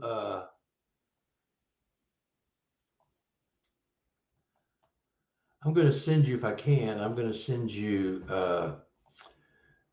let's see here. Well, let's do it during the break, because we're close up on it here, and we have you for another 30 minutes so we could talk about it. Yeah, we're going to get into Sasquatch poop when we come back here on Spaced Out Radio. Why not? Tastes like chicken. Talked about everything else about this creature. Might as well get into what the deuce is going on with Sasquatch when we return on Spaced Out Radio. Author and researcher Carter Buschardt. He's breaking down the dookie for us, and we'll take your questions when we return on the mighty Spaced Out Radio. Stay tuned. We're having a great show tonight. We're so glad you were tuned on in. Second half of the show coming up right after this. Hey, I wanted to mention one of the guys on your chat said something that describes perfectly the mentality of the people who don't believe. Mike Smith. Yeah, he's my buddy. Yeah, I will admit that I used to belittle and make fun of those who said they had BF experiences until it happened to me, changed my life forever. Yeah. I've heard that so many times. And that exactly explains why people don't talk about it, because it would be somebody with his attitude back then. Yeah. Oh, really? You saw a Sasquatch? Uh-huh. What kind of pot were you doing? Were you dropping acid? They don't exist. And then it happened to him, and he becomes the victim instead of the antagonist. He's the one who gets made fun of now. So now the tide has changed, and so he sees how it was when he was on the other end making fun of these people. But that is a classic example of the mentality of the apers, or people who are just not interested and just don't believe one way or the other for whatever reason. That just it's not an interest to them. And someone tells them a story, well, you might as well have seen, say you saw, a Sasquatch riding a unicycle, because that just can't happen. The Sasquatch can't exist. That's perfect. What he said was perfect, and they change completely once it happens. And I'm sure they're sorry for the times they belittle people, but a little education goes a long way. I just call it getting baptized, And so, my book, by the way, my books are also on, I have a new website. So I have my books are on Kindle on Amazon. I still sell them out of my house because Amazon's too expensive with color books, so. But I thought that statement just summed it up so perfectly, And people are driven away from talking. They just won't talk about it, even when they think they're in friendly company. I'm not going to risk it. I don't want to be made fun of, especially when it shakes you to your core and it just defies everything your entire belief system has been turned upside down. That's cathartic. And so a lot of people I don't want to expose myself, so I just won't say anything. It's funny that he said that, because we were talking about that, and when he talked about it, he popped that up. I went, that's perfect. Mike was with me last year when we saw the 10-footer. Was that when your kid was with you? Yeah. Yeah. Awesome. Hey, Bigfoot Michigan Rob, Thurston Howell III, Alien Universe, the talented Cryptid Huntress. How are you all?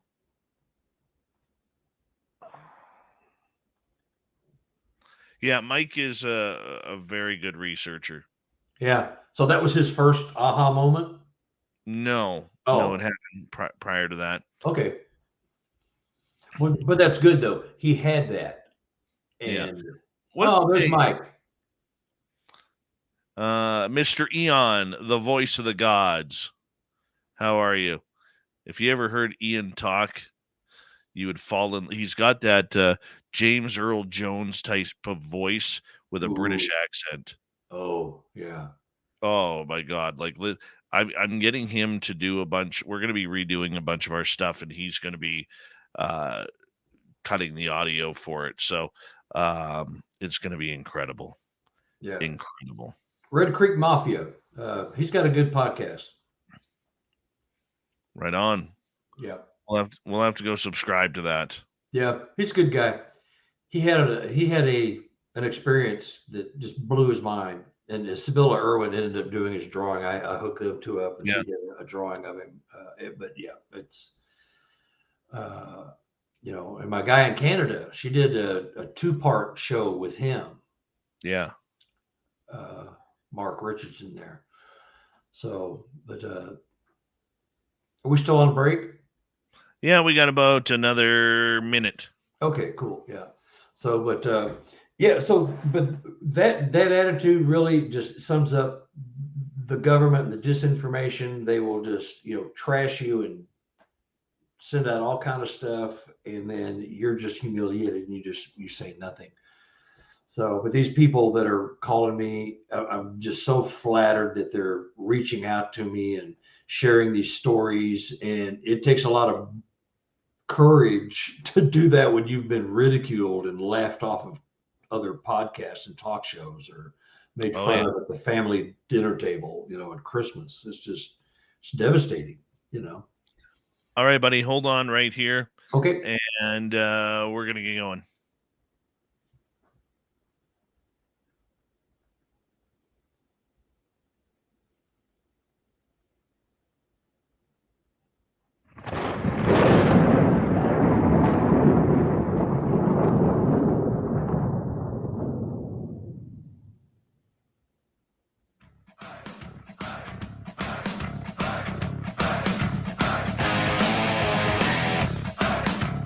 halfway through Spaced Out Radio tonight.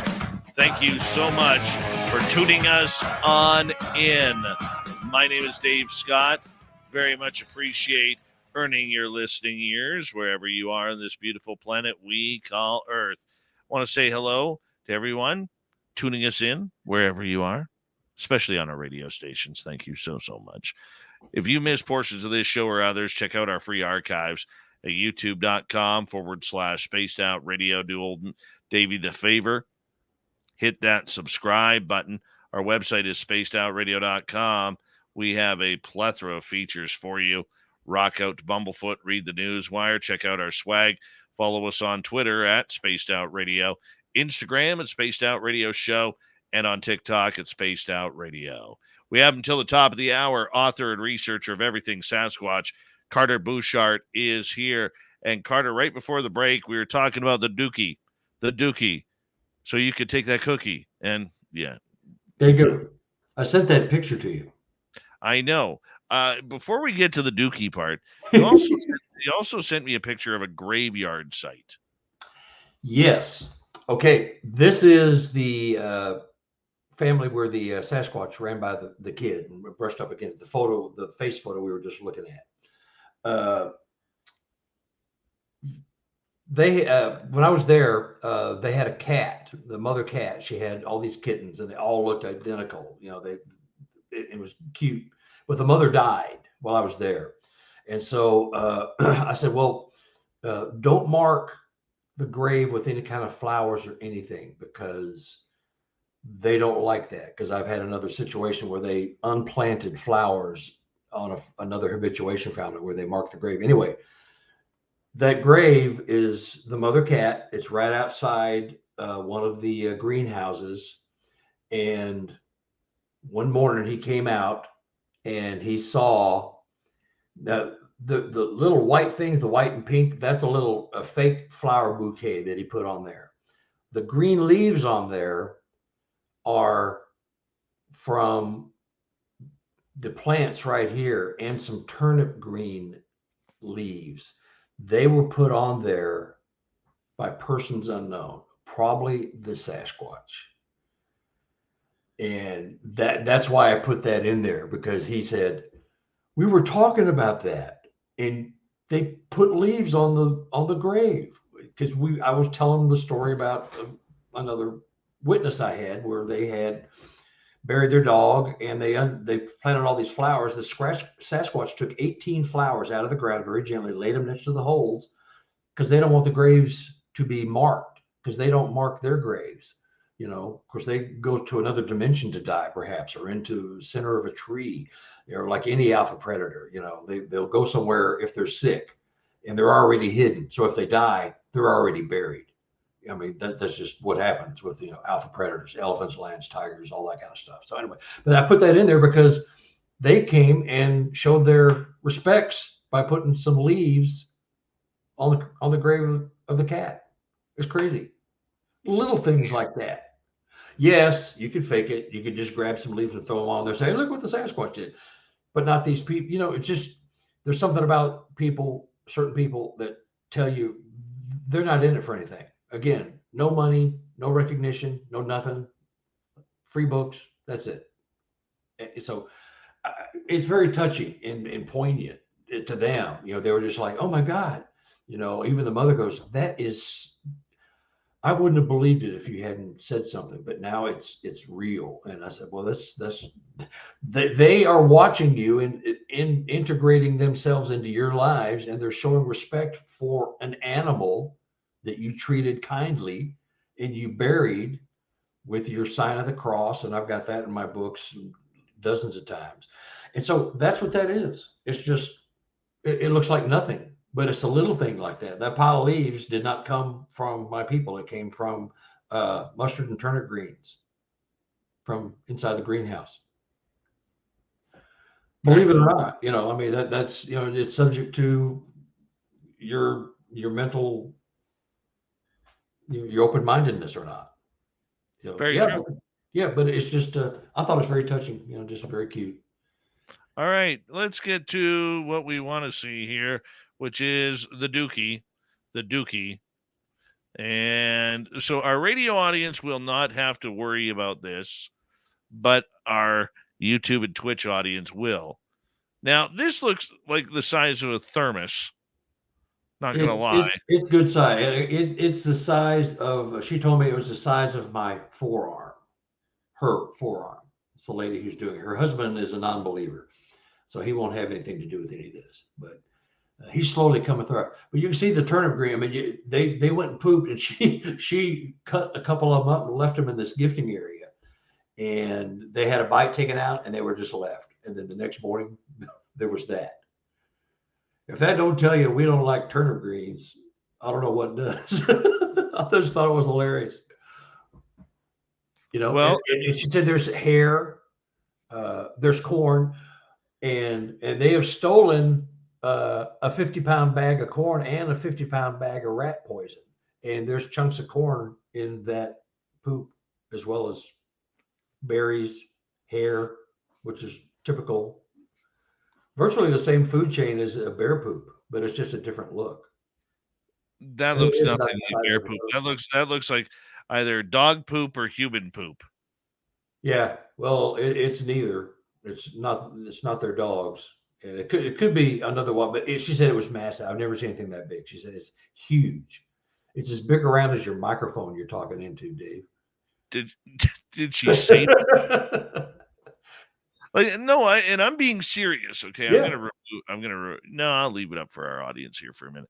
But I'm gonna be blunt. If I had a Sasquatch drop one right in my garden, I'm picking that up. I'm putting it in a Ziploc bag and probably sticking it in the freezer. Yeah, or something along those lines. Yeah, we discussed that. She did not know to do that.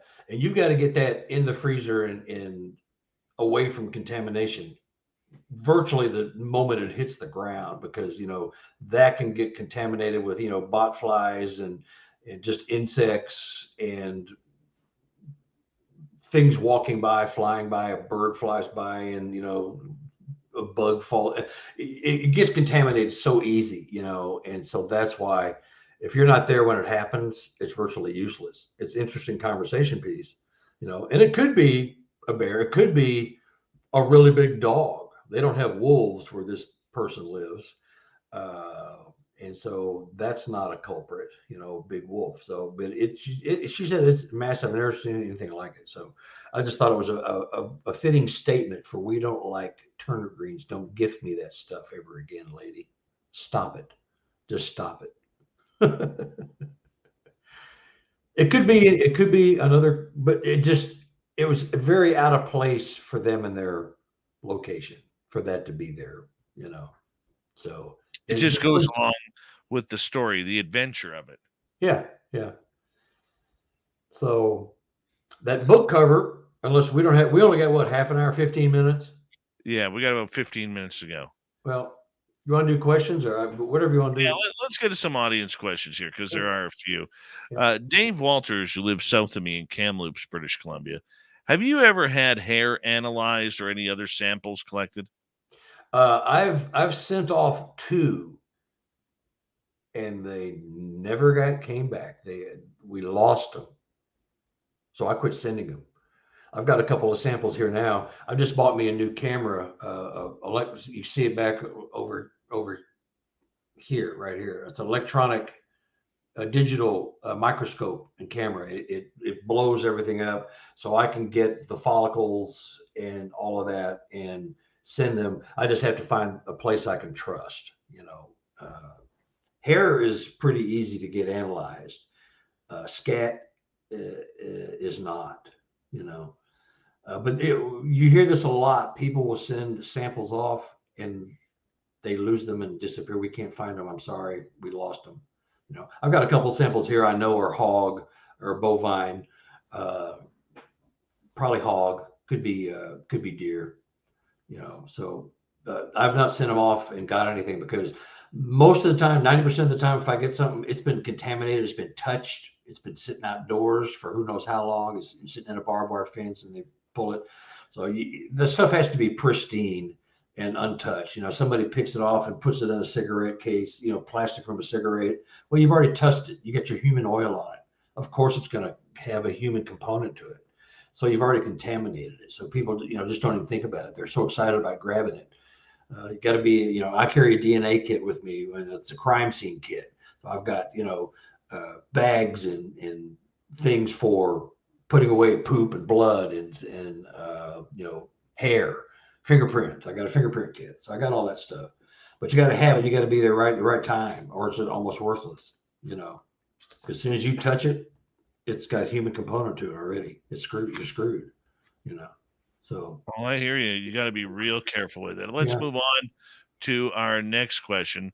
This one comes from Human Carl, because we never want to get him mixed up with Alien Carl. Human Carl wants to know, do you have recordings of these verbal conversations?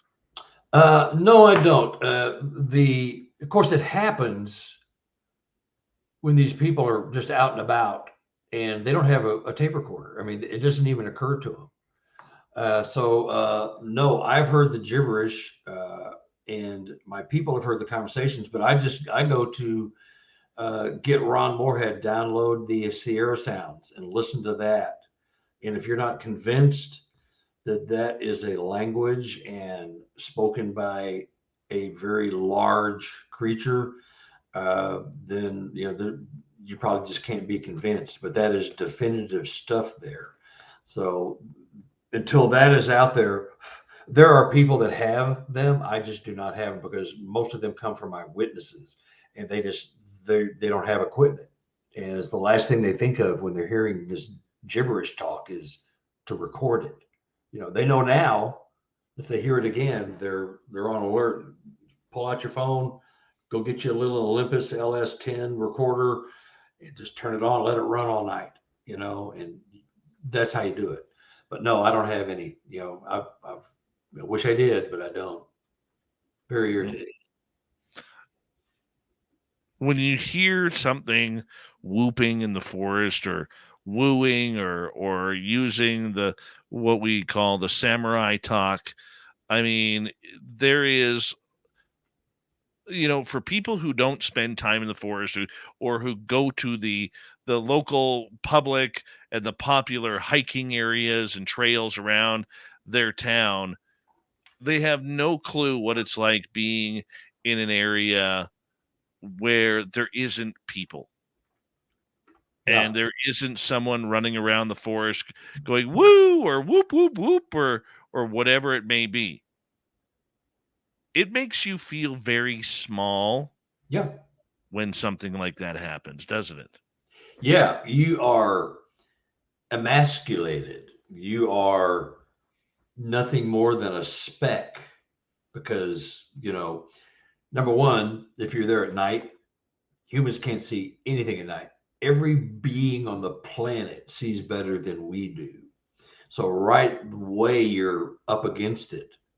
You are up against the odds, but you realize, a hog, a big cat, a bear, a Sasquatch, anything, a dog man, Mothman, any cryptid that is out there, or any other normal identified animal can take you out whenever.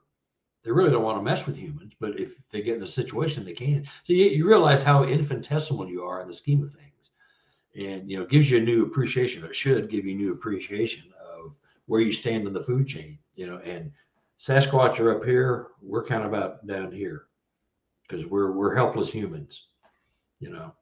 And they are above us on the food chain in a variety of ways. I think in intellect and compassion, intelligence, and sheer strength, of course. No, I fully agree with you in regards to that. Okay, let's get to another question here. Let us go to Dave again. How do you discern scat from Sasquatch and say a bear? Well, that's a great question, and that's why that log I just showed you could be a bear, although a bear seems to flatten out a little quicker. It's more liquid, and that's all I know about that. All poop I've seen that is purported to be Sasquatch is that long, big, round, cylindrical. If it was, it could be a club. You could beat somebody with it and it'd still be intact. It's that big and massive. So that's how DNA wise, molecular level. I couldn't tell you, but that would obviously show. If there's DNA, it's going to show your stomach lining and your bowels, and it'll tell you that that's a bear or a moose or an elk or unknown hominid with human contributor. That's what it comes out as normally, is 50% female, human female, and 50% unknown hominid contributor. So, but that's how you would tell, is the diet also, and I don't know the difference between the two, but you're going to have more berries. Sasquatch and bears are really omnivores. They eat whatever's available, and so you're going to find pretty much the same leavings in there. It's just the shape and length of it. That's the big one. And the other thing too is, if you were wandering around in the wilderness, and it sounds funny, but learn your poop. Yeah. Seriously, learn the difference between not only a black bear, never mind Sasquatch here for a second. Yeah. Learn the difference between black bear and grizzly bear poop. Yeah. Learn the difference between coyote poop and wolf poop. Yeah. It's grizzlies. Grizzlies is massive. Yeah. Absolutely massive. Learn between deer and moose. Yeah. You have moose in your area, so what you got to do is you have to learn what animals are in your forests. Mm-hmm. So for instance, up here, we don't have snakes. Down where a lot of our listeners are in the United States, they have snakes. What does snake poop look like? Okay, like this is real serious stuff that you need to figure out, because it literally, can save you from areas and territories you're going in. Mm-hmm. And they do mark territory. I mean, it's also, hey, Rob. Yeah, it's also it's a territorial marker as well as refuse. I can't find the structure I need to make. I don't find the right trees here, so I'm going to just take a dump right here on this birch tree and let you know this is my area. So that's what I'd do if I had, if I was going to be territorial. I didn't feel like making a fence. I'd go poop on the land. But for the human side, it is about safety. Yeah, because you can tell what size animal you're dealing with. Yeah, you can tell. If it's steaming, that you have one in your vicinity right now that is probably watching you. Yeah, if it's fresh but not steaming, okay. There's little things that I'm still learning on how to tell. Okay, in my Sasquatch area. Last week, we found, 3 hulking sizes of black bear scat that, it looked like this thing was just pigging right out and had to flush, the old system out a couple of times. Mm-hmm. But, we could tell that it was black bear. Yeah. Okay. Then you follow the footprints. Now you have a lead on, okay, well, footprints must be around. Let's find out the direction. Is it a female? And at this time of year, if it's a female, she's carrying, or she has cubs around her. Mm-hmm. Okay, so that's something to look at as well. It just tells you so much about what you're dealing with. Yeah, and bear, although they're intellectual, they're smart. They don't hide their prints. So they have nothing to fear. They're on the top of the food chain, so they don't hide their presence. Like the Sasquatch do, because there's far more for people to gain by finding out who and what they are than the bear. We already know where the bear is. So they have nothing to hide.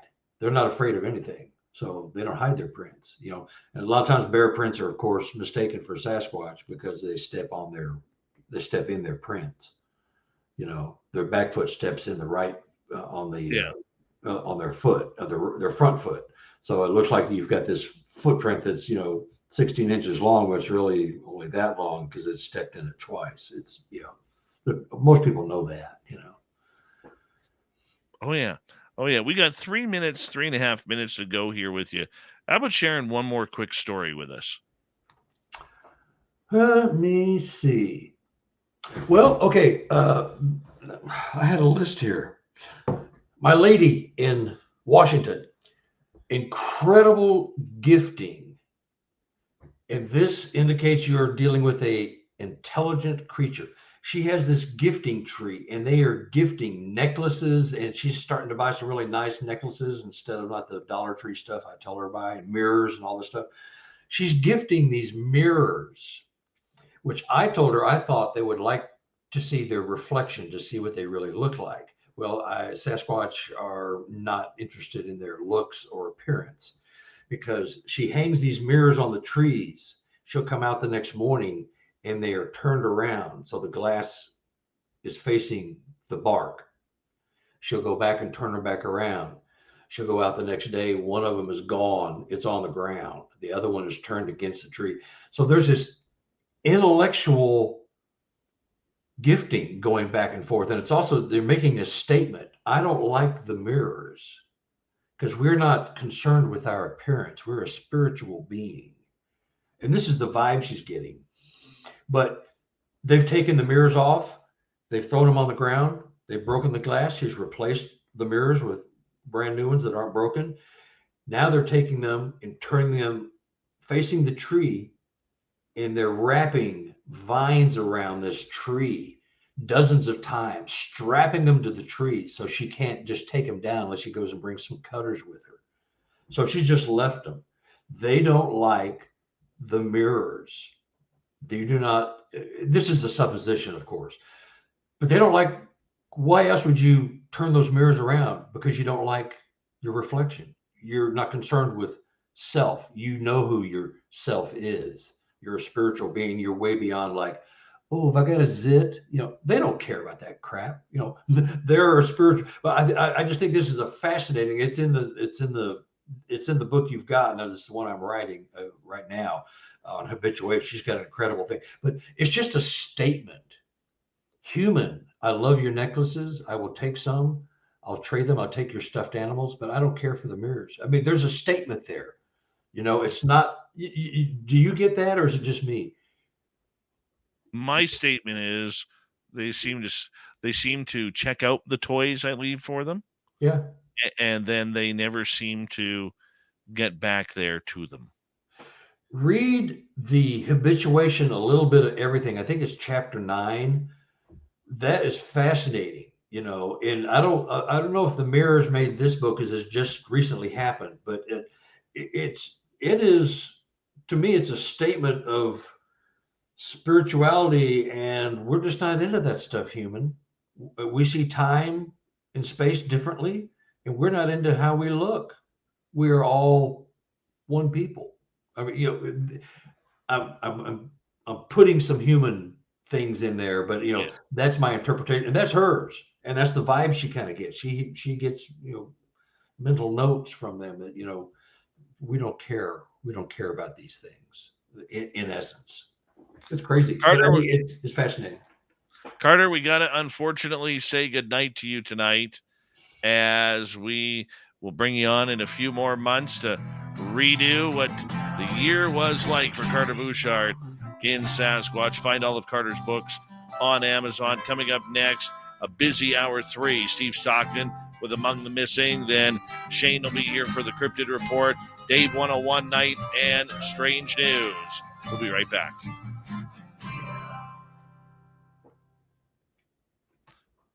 My man, another winner. Another winner. That was pretty good. Back to what we were talking about earlier. If your mom's dying has taken something out of you, I use it for strength. It bothered me because my father was a mean, hateful man, and she was the only thing that kept me from, I won't say blowing my brains out, but I had to leave home. I just couldn't do it. She was the rock, And so when she died, it was like, she was a rocket. She met all my bands. She met all my girlfriends because all my bands rehearsed at our house. We had a big 2-car garage that was devoted strictly to rehearsal space. And so she made that happen because it probably making up for all the things that didn't happen when, they were married. But she was, she was a source of power and inspiration and kindness, that it's now gone. Yeah. And maybe you're feeling some of that's why you don't like yourself so much, or you're down on yourself. I hear you, bud. And you're the king of the hill. You know that. You're Dave fucking Scott. I mean, for God's sake, you know who you are. Maybe you shouldn't have cut your hair. And on that note, I'm saying good night to you, my man. All right, love you, Dave. We'll see you, man. Love you too, buddy. Take care. All right. Bye-bye. All right. We'll be right back.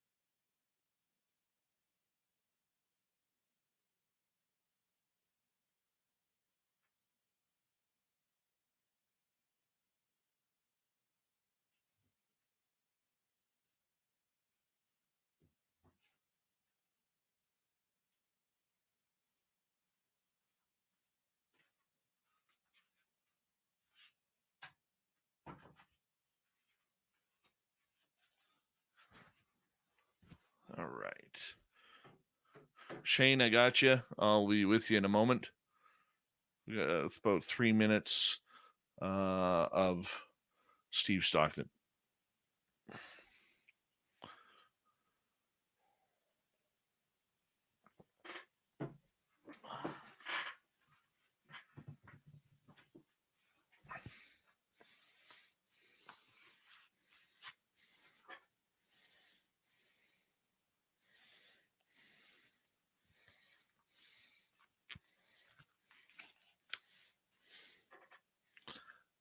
Hello, Xochitl Paez Richards.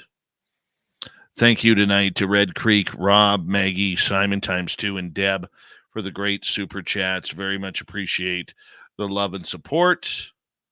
And thank you to everybody for shopping at our store. Everybody who's given us a thumbs up, thumbs down tonight. We appreciate it. Here we go.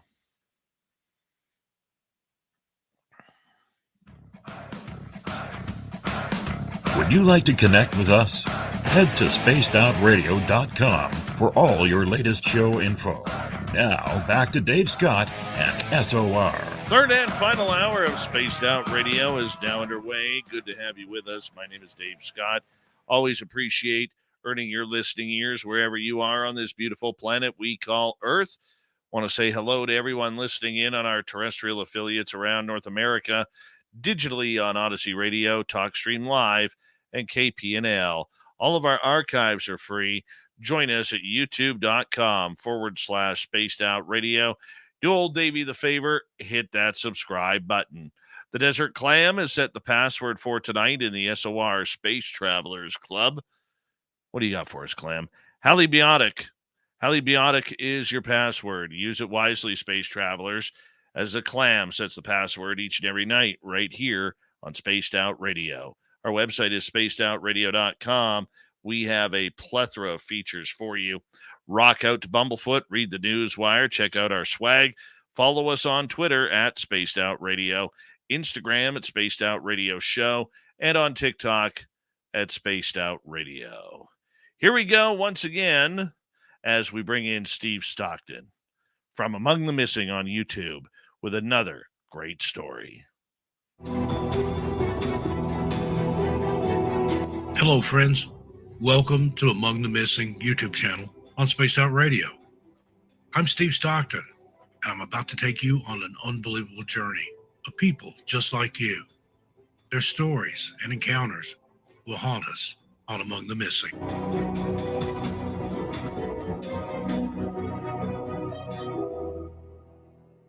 Hello again, my wandering wanderers. Steve Stockton here with you, ATM on SOR. Tonight, we're going to bring you the true, disturbing story of Mercy Brown. Mercy Brown was a young woman who lived in Exeter, Rhode Island during the late 19th century. She became infamous as the subject of a vampire scare that swept through not only the town, but all of New England in the winter of 1892. The story of Mercy Brown has since become a popular legend, has been the subject of numerous books, plays, and films. According to the local folklore, the Brown family was struck by a series of tragedies in the years leading up to Mercy's death. First, Mercy's mother died of tuberculosis, followed by her older sister, Mary. Then, Mercy herself fell ill with the disease, which was at the time known as consumption. Despite medical treatment, her condition worsened, and she died on January 17, 1892, at the age of 19. In the months that followed Mercy's death, several other members of the Brown family also became sick with tuberculosis. This led some people in the town to believe that Mercy was not truly dead, but had instead risen from the grave as a vampire and was feeding on the life force of her family members. In an effort to put an end to the vampire scare in Exeter, a group of local residents decided to exhume Mercy's body and perform certain rituals to ensure that she would not rise again. On March 17, 1892, her body was dug up and examined. Despite having been buried for a full 2 months in a sealed coffin, her body appeared to be well preserved with no signs of decomposition. The group then performed several rituals, including burning Mercy's heart and liver on a nearby rock and then mixing the ashes with water and giving it to her sick brother to drink.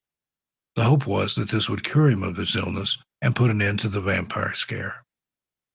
The exhumation of Mercy Brown's body and the subsequent rituals were widely reported in the newspapers of the day, and the story of the vampire of Exeter quickly became a sensation.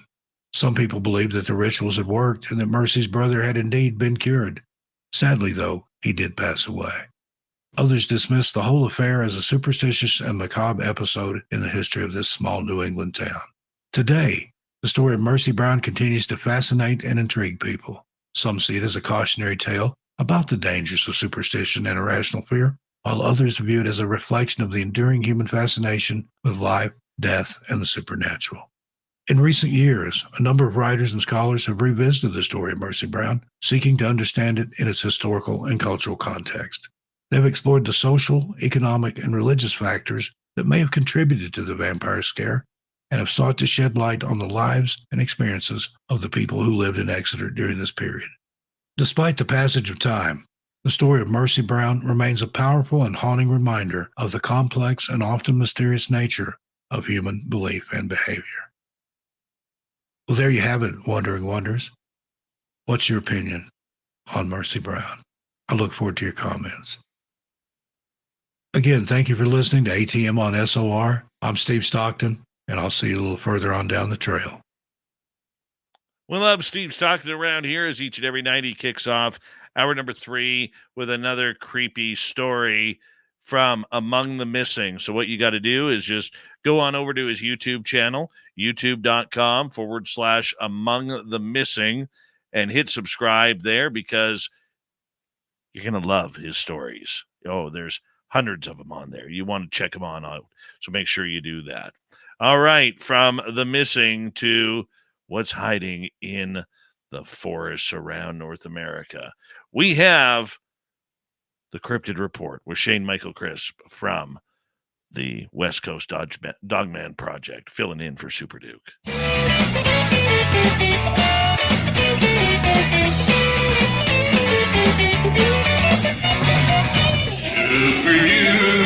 Super Duke, the Crypted Report with Super Duke. Well, we're going to start off with a little congratulations to you, Shane Michael Crisp, as you had a welcome addition to your beautiful family. Give us an update on what happened here. Yes, thank you. It's been a few weeks since I've talked to you last, but we announced that we're having a baby girl. 2 days ago, we found out what we were having. So yeah, we're in December. We're welcoming a little girl to our family. So extremely excited about that. That is awesome, my man. Thank you. Absolutely awesome. And congratulations to you, your wife, and your entire family on the new edition that'll be here just before Christmas there. And very excited for you. Very excited. Thanks, brother. I appreciate that. No problem. Just showing you a little bit of love back, my man. Showing you a little bit of love back. But, you know, my little guy, he's going to be 10 tomorrow. Wow. Oh, well, happy early birthday to him. Yeah. So I'm pumped right up to get up with him in the morning. And I know he's going to have that big smile on his face. And hopefully I'll get to wake him up singing happy birthday. And, you know, it's going to be great. You know, like 10 that is years. awesome. Where the hell did that go? First time hitting double digits, and then it's his last night being 9. So yeah, I agree. They grow up fast. They do grow up fast. Way too fast. Way too fast. All right. Well, you know, we bring you on here to talk about some monsters and cryptids. And, you know, we talked a lot of Bigfoot earlier with Carter Bouchard, who had. Yes, I love Carter. And, you know, one of the things that, you know, many in our chat room, and I know our listeners will be laughing about, is the fact that we got into the poop segment. You know, you know, all sorts of poop going on, you know, because, hey, why not? We're just taking this, pun intended, we're taking this show right down the toilet tonight. So we might as well. Might as well. You know? Going down literally every rabbit hole. But, or poop hole, one of the poop two. Hole, yeah. You know? I mean, hey, we're there already, so we might as well do it. I want to ask you, as a researcher and somebody who's looking into stories, how important is knowing your scat? Knowing your droppings from different animals? That's one thing. As a new researcher, I've been doing this for about 1.5 years, and that's one of the main things you're supposed to look for. And yeah, I'll use an experience last year when I first started. I didn't know. I was just out deep in the woods. My wife saw something. It's like, hey, what's that? Looked at it. And I'm like, oh, this might be Bigfoot poop. So I start breaking it apart, but I started researching it and looking it up, and it turned out to be black bear poop. And so, I mean, got to identify what's, what cryptid or what creatures are out there. And that was the first red flag. And she said, hey, that's fresh. Let's get out of here. So I was like, yeah, let's, I'm not going to take a chance with a black bear and hit it with a bear banger or some bear spray if I didn't have to, waste a can. So. But it is a big part of research in Yes. knowing your environment. And, Mhm. so many times we get people going out there who are talking about, looking for Bigfoot or looking for Dogman or any type of cryptid creature that's out there. And, you look at it, you're like, man, like if you don't know your environment, you really don't know what kind of danger you're putting yourself in, because you can be in a wildly open area. Maybe Mhm. it's got some waist high grass around, or maybe it's been logged, but there's trees on the outside. You have no idea what is looking at you. And if it's in the grass, you have no idea what is laying down, whether it's a cat, a bear, a 1,500-pound moose who Mhm. doesn't have his antlers yet. Okay. I mean, there's a lot that goes on with safety. And I want to ask you about the safety side of things, because when people go out, whether it's Canada, the United States, Australia, or wherever anybody's listening, I mean, when you go out, how do you prepare for your environment where you're going? Well, first of all, I look at a map and I look at the geographical area, and then I'll kind of scout out how far I want to go in, or locate on the map from a previous area and be like, hey, let's try something new. But my number one thing is I always tell people where I go, and that's the area I go is Shaver Lake. It's had some missing 411s, so my number one thing is safety, my safety and my wife's safety, whoever's going out with us. So I tell family, I tell, someone from the North American Dogman Project, I tell Jody or the former Region 1 director, Dev Rooney, I'm saying, hey, I'm going out here, I'm going to be doing research and some hiking, just going out for the day. I expect to be back at this location. My car is parked over off this road, and that's what I do. And then another thing I recommend people getting is like a tracking safety tracker, like a Garmin or something. I know they're expensive, $400 or $500, but it's totally worth it, because even when you have no cell service, or if you're hiking deep into the mountains, those things will locate your, pinpoint your exact location. So I highly recommend that. And also, if you're going deep in the woods, carry a firearm or some type of safety, weapon or something, because you're going to be running into other creatures, domains, their home, and you're a threat to them. So I mean, you might run across a mountain lion and their cubs or a black bear. So safety is number one thing. If you've never been around mountain lion cubs, it's scary. I was probably a little last year. I was around probably within 80 yards. I could hear the cubs, Oh wow. and you could hear them.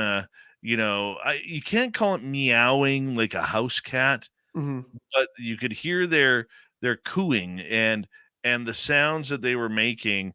And this is at 10 o'clock at night, and it, it really kind of intimidates you, because mama knows you're there. Oh yes. Ma- Mama knows that you are there, and she knows her cubs are there, and she is probably watching you and not paying attention to the cubs. The cubs were young, so they probably don't know to shut up in the forest yet. Mhm. Okay, and they are hanging out there making their sounds, but I know we were being watched. I know that for a fact. And you have to be always aware of your environment. You Mhm. know, like we said, know your scat, know the animals. Like, for instance, I'll give you an example. A few years ago, I was in visiting friends out in Pittsburgh, and we went geocaching, and there was a geocache that was supposed to be hidden in a tree stump. Well, I didn't know that Pennsylvania had rattlesnakes. I Mhm. didn't know that they had poisonous brown snakes. And here I am digging away. And it wasn't until a little bit later that I found out that those animals were there. And I'm thinking, to this day, I think, how stupid was I shoving my hand up into a rotted out tree stump, which is a perfect hiding place for a snake. Exactly. Okay. And to look for a geocache. I mean, that was absolutely stupid of me. Right. And you have to know your environment. Like, I was more worried about, like, when we went in there, I said to my friends, hey, do you got bears around here? Do you have cougars around here? They said, no, you might see the odd coyote or fox or deer. And I was like, oh, okay. Didn't even think of snakes. Mhm. But you have to know your environment. Like, in your environment where you go, what animals are there? Well, it's the black bears, the mountain lions, and something like you said. I didn't realize. I mean, we living in California, we do have rattlesnakes, but I wouldn't think up deep in the mountains. But they're up there. But at the time of the year, I do normally do my research. Snakes aren't really real present, so it's more the black bear, the mountain lions, and that's another thing I forgot to mention earlier. Is something that before you go out, look at the animals that are going to be in the area before you go hiking out. You'd mentioned you were 80 yards away from mountain lion cubs. Well, there was that infamous video that was circulating around, I believe it was last year, on Instagram, Facebook, and the guy was just hiking down a trail and saw the cubs, and out comes the mom, and she's charging the guy and bluff charging, and he's throwing rocks and trying to do anything, and he's backing up slowly. That was terrifying to watch. But you see the cat's ears was pinned back. The mom was ready to attack him. So definitely be prepared. Always check the area. What wildlife, what dangerous predators are around. Absolutely. Absolutely. Have you had any close encounters with animals? Unfortunately, well, not unfortunately, but luckily, no, I haven't, not yet. Just the evidence I've seen with, the downed trees, which I thought were like black bears and running across a scat. I think I did find a mountain lion print or two off an old OHV trail just last September. So that one kind of freaked me out a little bit. And it was just like, okay, we went about, like I said, about a mile and a half up before we saw that print. And I'm like, okay, let's just turn around. And, because I didn't take my firearm out that day like I should have. I had bear spray with me, but, one thing I always learned was always look up and check your six. And yeah, you have it, but these things are silent. They could be up on a tree and just pounce upon you. So one thing I do highly recommend people that do go out in the field, look up and always go in a group. The bigger the group, the better. Yeah, and if you've never been growled at in the forest, it is intimidating. Mm-hmm. I was showing a friend of mine a few years ago. It was just her and I walking through. She's like a sister to me. And I was showing her where our Sasquatch gifting site was, because she never had time to go out there. And we went out there and we got about, 40 feet into the forest. And I said, okay, we stopped. I said, okay, now we have to go this way. I took 3 steps, and right in front of me, something growled. A deep, burly growl. Wow. Okay. And I don't know if it was a cougar, a bear, a Sasquatch, a lynx, a bobcat. I don't know, because I'm still a rookie in the forest. But what I do know is that I put my hand up and I said, thank you. We're going to leave now. Please do not follow us. And we turned slowly and not taking our eyes off, because you never want to turn your back. Exactly. Okay. But we started making our way back to the road. Okay. And it was like that thing hurt us. Whatever it was, it hurt us because it did not follow us. And we're right in the middle of food season. Like, we were out there in September where the animals up here are getting ready for winter. They're prepping. They're always eating. They want to consume as much as possible to gain the weight, gain the fat for a very long, cold Canadian winter. And my friend was like, well, we should have kept going. We should have seen what. I said, no, I'm not doing that. I'm a meal. I'm a meal. Okay. But the idea behind it is, this growl was 30, 40 feet in front of us. That's a lot closer than you think. People might think, oh, it's 30, 40 feet. But the thing is, we never saw it. That's even more terrifying. So I don't know if it was lying on the ground with some prey. I don't know if it was in a tree. I don't know if it was sitting down, but the animal camouflage is incredible in the forest. But what I do know is that the growl was an apex predator, and I had nothing on me. And that's why I say, and we stress, being careful with it, and this is why, like, I go into the forest now, just in case I have a medical kit. You Mhm. have to have that, because the naivety of humanity in these situations, Shane, I'm sure you would agree, as we got about 3 minutes to go. The naivety of us as humans puts us in some very precarious positions that we're not used to, and we don't know how to react. I wouldn't know how to react if a cougar all of a sudden started um, not charging me, but following me. I wouldn't Mhm. know how to react if a black bear or a grizzly bear started coming my way. You have to know what to do. And Exactly. that goes for Bigfoot and Dogman as well. I agree 100%. And there's safety classes online or in your local area that you can learn when you do approach these things. Like you said, if you're being followed, one of the main things they try to say is try to be bigger and, yell, throw rocks, try to be bigger. And because I mean, a mountain lion's not going to want to take down a full grown man unless it's fully hungry. But most of the time, they see a human that's making loud sounds, they're going to more than likely retreat. I've heard that a few times, and I was like, okay, that's something good to add to your arsenal. But definitely, if you can go out in a group. One thing Nick Valente taught me early on was we have the right to go out into the woods, and we also have the right to leave those woods, but be safe about it.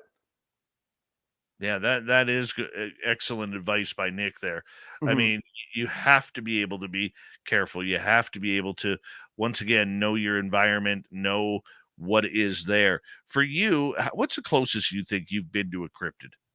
To be honest, last February, I think I'm not going to say it was a cryptid. The wife noticed it. The woods were completely silent. We were hiking, and the the whole area was shut down. But I was like, "Hey, I want to go hike." Totally packed in for the winter time. We just decided to walk. She fell through the snow a little bit. I know, try to sum it up, but we got about half a mile in and she noticed the woods were completely silent. And that's when I turned around and started snapping photos. And, I think I've got some legit stuff in the photos, but like, then again, I'm not claiming it because I didn't see it.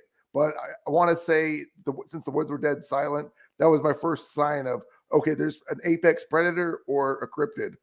So I would say that was probably my one time I've actually noticed it. But I honestly believe every time I do go out in the woods, they're there watching. But when they're ready to give you a sign, they'll give you a sign. You got that right. We got 40 seconds left. Do us a favor. Tell everybody where they can find West Coast Dogman Project and what they'll find there. Okay. West Coast Dogman Project. You can find us on YouTube. We interviewed Dogman eyewitnesses, researchers, and like tonight, we interviewed an author of the new book, Texas Dogman Triangle with Aaron Deese. You can also find us out on Facebook under any of the West Coast names. And then you can also find me at North American Dogman Project, Region 1. I'm a Region 1 director for Jody Cook. And I know you have a lot of fun doing it, my man. Oh, I sure do. 100%.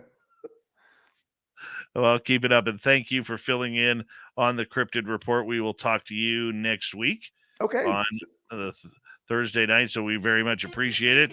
Shane Michael Crisp, West Coast Dogman Project. Yeah, follow him online. Good stuff there. Coming up next, Thanks, guys. Get Off My Lawn. It's the Dave 101 and Strange News of the Week. All coming up on Spaced Out Radio.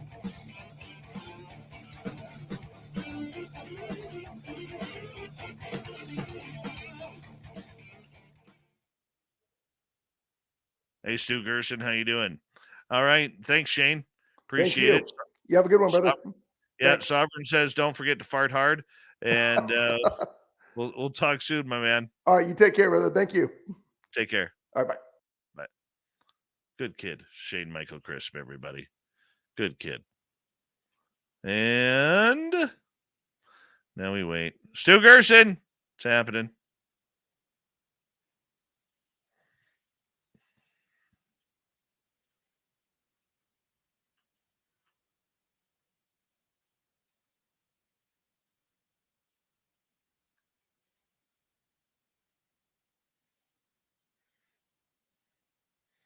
Good night, Kira.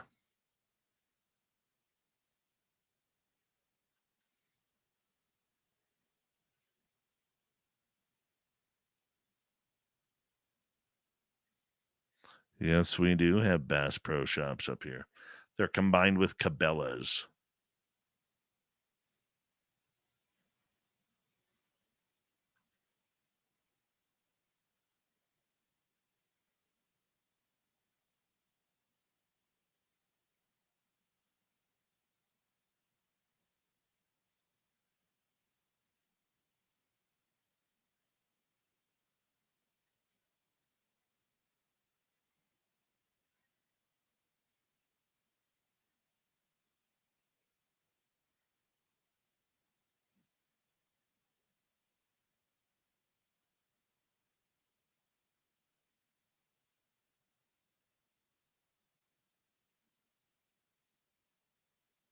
Mm-hmm.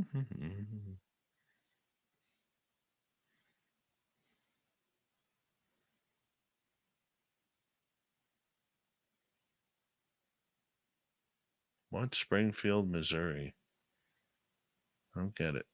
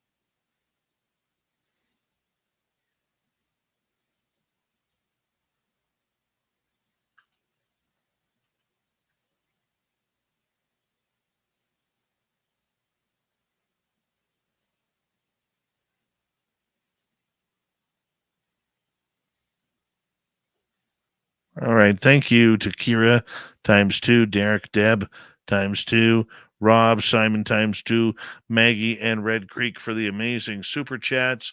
Very much appreciate the love and support.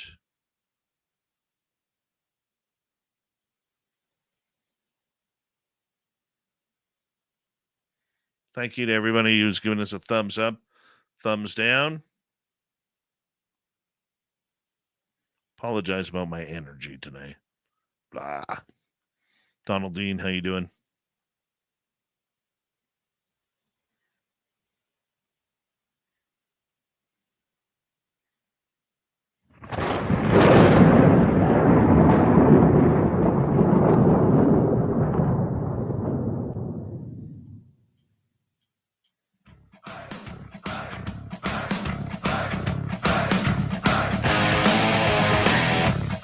We've rounded third. We're heading for home tonight on Spaced Out Radio.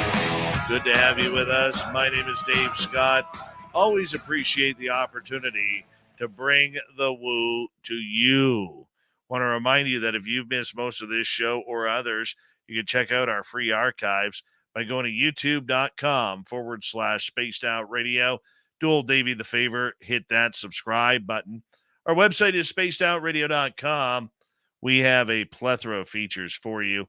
Rock out to Bumblefoot, read the Newswire, check out our swag as well. Follow us on Twitter at Spaced Out Radio, Instagram at Spaced Out Radio Show, and on TikTok at Spaced Out Radio.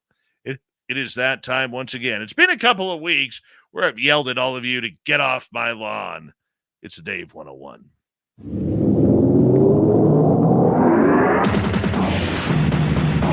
It's time for Dave 101. Open up the door, it's Dave. Dave, D-A-V-E. Dave's not here. Dave's the killer. Yeah, Dave's the killer. Dave's a mess. Canada has made it back into the UFO news, mainly on the United States side of the UFO story. Not even the Canadian public. The Canadian media doesn't want this story. No, it's a waste of time, waste of space, waste of airtime. Nobody believes in that UFO crap up here in Canada, except a few woo-mongers like myself and those of us who love listening to Saga 960 each and every day in Mississauga, Ontario. Shameless plug for our radio station there. But there is big news. A year ago, we interviewed Member of Parliament Larry Maguire. We were the first long-form interview that the Member of Parliament for the Conservative Party in the opposition had ever done on the topic of UFOs. Well, this man has not dropped the topic. And earlier this week, George Knapp and Jeremy Corbell released a statement that actually came out March 22nd. We all seem to miss it, but they got it. And that happens sometimes, and good for them. But I'm going to read it to you. It's titled, Defense Research and Development Canada in Possession of Recovered UAP Material. This letter is dated to the Minister of National Defense here in Canada, Anita Anand.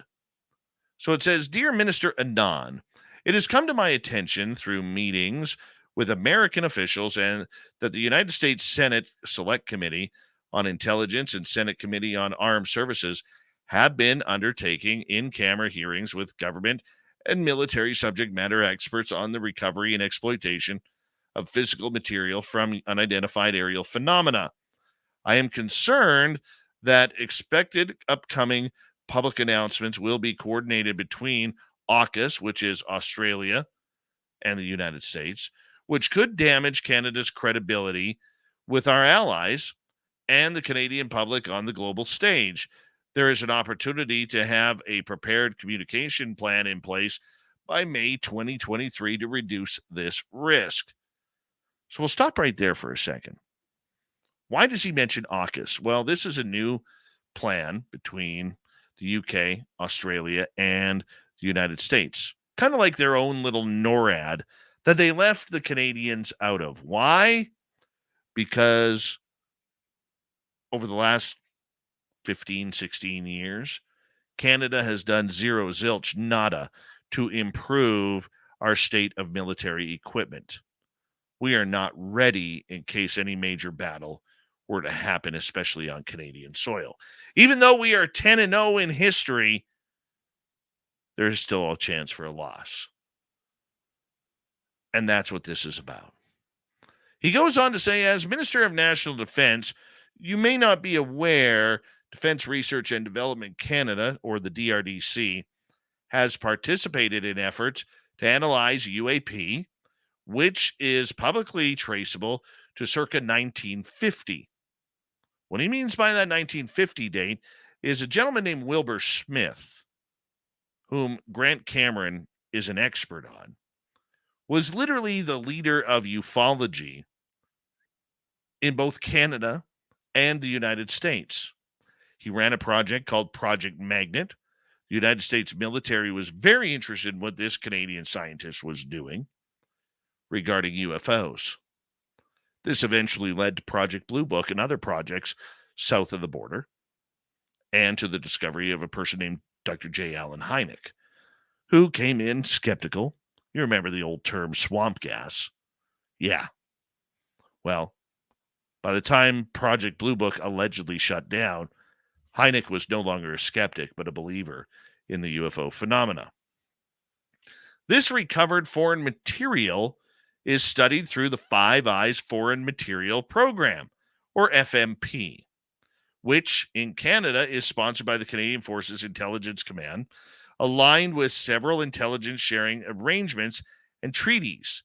I am writing you to recommend you request a classified briefing containing fully sensitive and protected program information from your officials on the Government of Canada's historical and ongoing efforts on analyzing recovered UAP material. This is the wow factor here because of two things. Number one, we now know for certain on record that the Canadian government, one way or another, is holding on to metamaterials of a crashed, unidentified flying object. We also know, thank you, Mr. McGuire, that the Five Eyes Foreign Material Program now exists. People speculated on it. So who are the Five Eyes? The Five Eyes are the United States, Canada, the United Kingdom, New Zealand, and Australia. Basically, the majority of the Commonwealth and one republic. Moving on, Canada's chief science advisor, Dr. Mona Niemer, has also launched the Sky Canada project, which is investigating how the Government of Canada manages UAP reports. They are in the process of identifying key Canadian stakeholder institutions. It is essential the chief scientist's advisor be given full access to defense programs and be briefed on the collaborative scientific research efforts with our allies. It is imperative the Government of Canada have a communications plan to respond to these upcoming public revelations that will stem from these American FMPs. Not only are there national security and aviation safety concerns that need to be addressed, but there will also be a larger debate about why there is a lack of transparency and accountability regarding UAP programs and policy. I also believe there must be a parliamentary oversight of efforts by government institutions, and responsible ministers should be fully briefed on this program, including releasable to the public content that aligns with allied public disclosures. It is incumbent, your department inform you of what collaborative efforts have occurred with our allies and the detailing exists agreements and memorandums of understanding that govern the program and that have been coordinated through global affairs. Canada's credibility with our allies and the Canadian public must transcend politics, and I firmly believe we can work together in a bipartisan manner.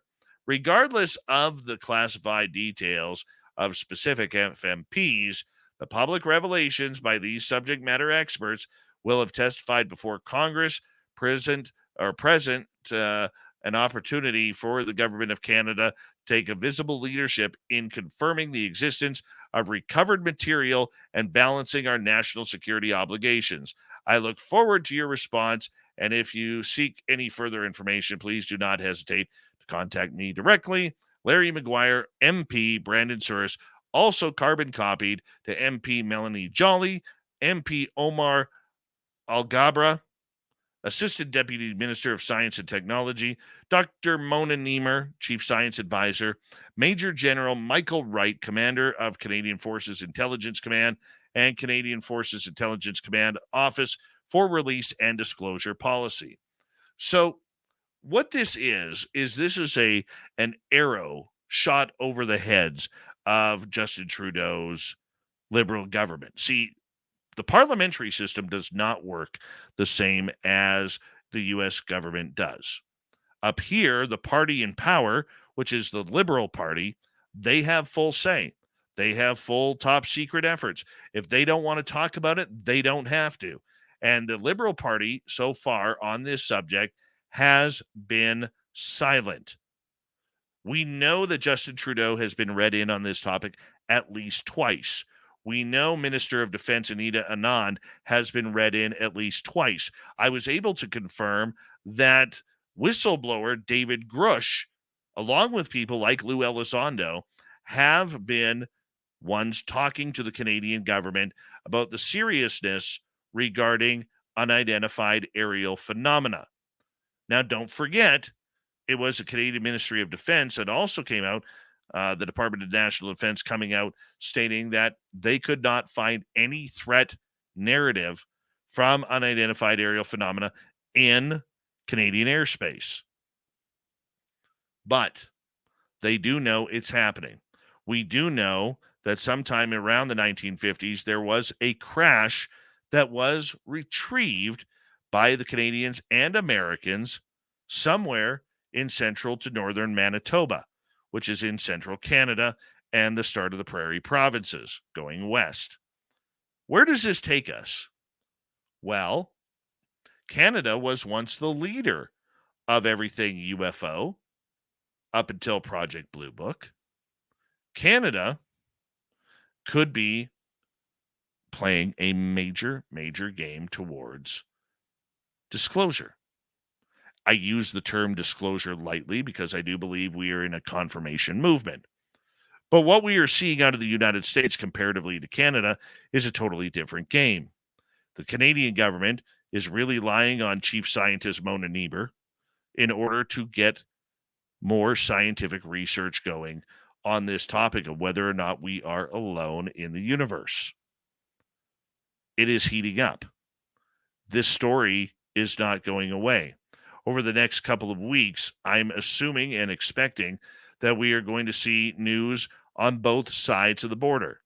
For Canadians and my fellow Canadians, it's time to wake up to this subject. This subject is not going anywhere. This subject is only going to become more real. And the efforts that the Canadian government are going to put forward, we can only hope that it includes every Canadian citizen, which may be a good thing for the United States, because if the Canadians come out with full disclosure, or as close to it as possible, what kind of secrets will this force the United States government to talk about? Because if it comes out up here, yes, the American media will pick it up. They will run with that story.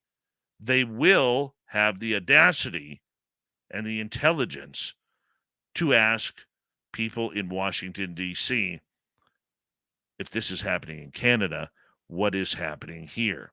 So far, crickets from the media in Canada, and shame on them for doing it. We see the popularity of these stories in the United States, and that's the way it has to stay. That's the way it has to go. We could only hope that that coverage starts to pick up north of the border, because when it does, there's some good stuff there. Oh, yeah. History will be on the UFO side. And that is your Dave 101. Do me a favor. If you're on our YouTube channel, leave us a note, leave us a comment, what you think. What kind of role will Canada play in ufology overall? Let's see it happen. Let's get to the news. What time is it? It's time for Shirky Poo's news! Oh, we got a couple of weird stories going on. I wonder what the betting line in Vegas is going to be on this.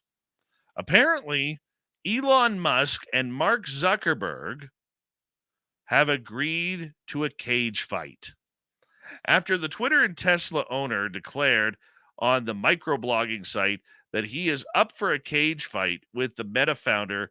Zuckerberg shared a screenshot of his tweet and responded, "Send me the location." A Meta spokesperson has said the story speaks for itself. Musk then responded by suggesting the Vegas Octagon as the venue for the showdown where the Ultimate Fighting Championship battles are held. 51-year-old Musk then quipped, I have this really great move that I call the walrus, where I just lie on top of my opponent and do nothing. Yeah, suggesting he will be easy to beat, he added, I almost never work out except for picking up my kids and throwing them into the air.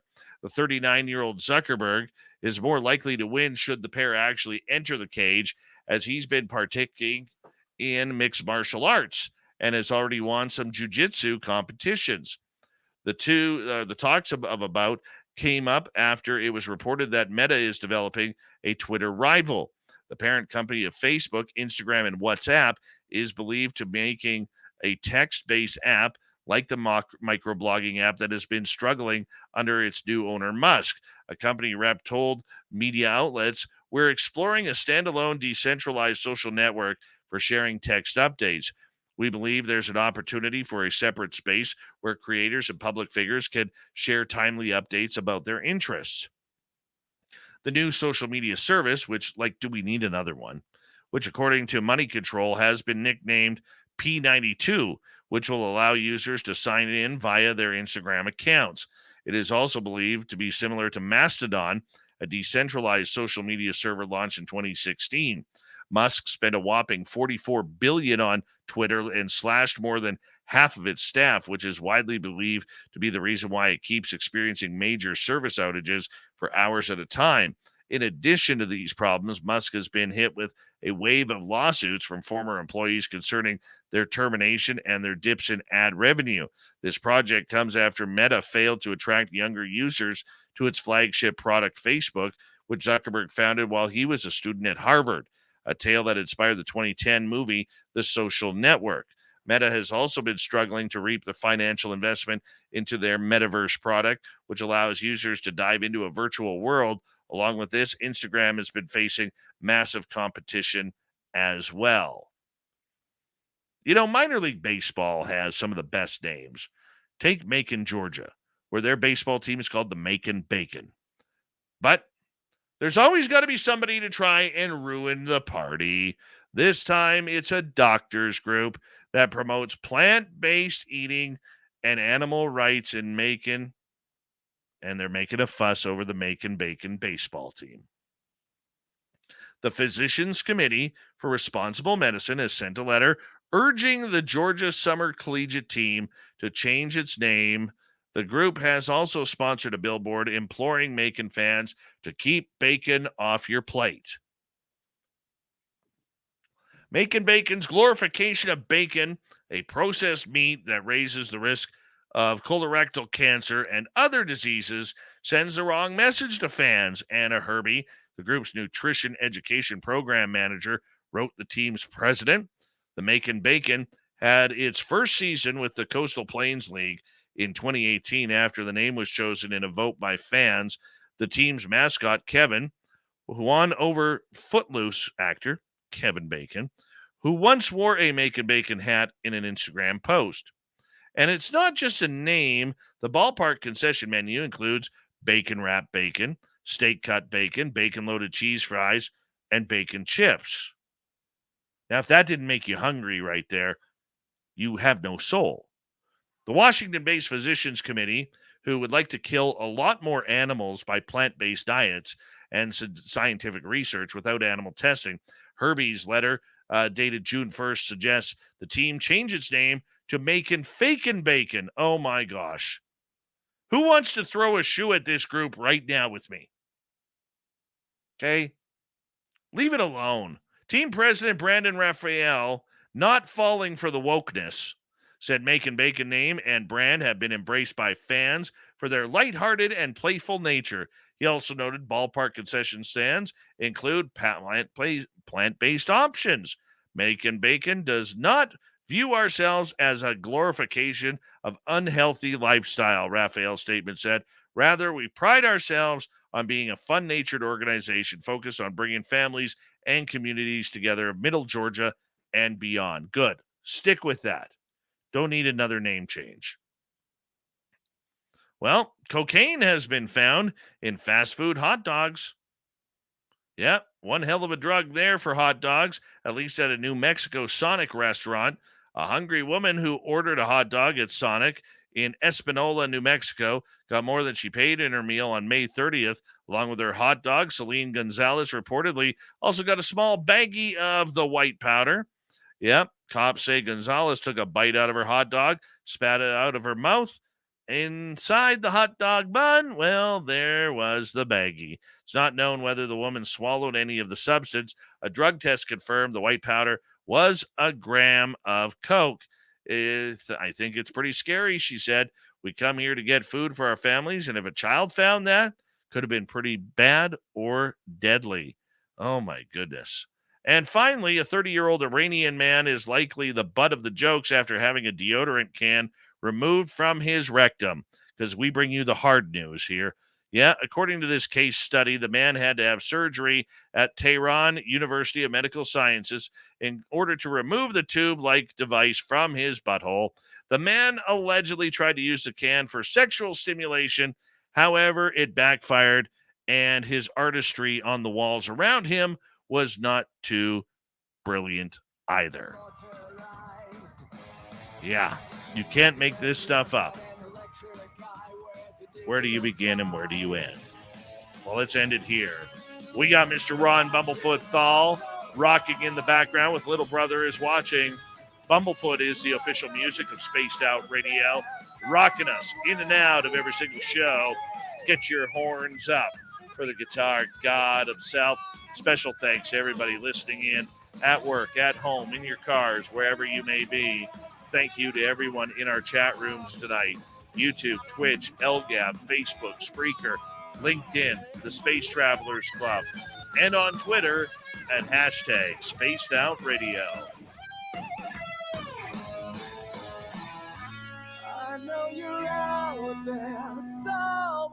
Remember, this show is copyright by Spaced Out Radio and SOR Media Ventures Limited. Thank you so much for choosing to share your evening with us, because together, my friends, we're watching. We own the night. Mr. Bumblefoot, we need a favor. We need you to take us home.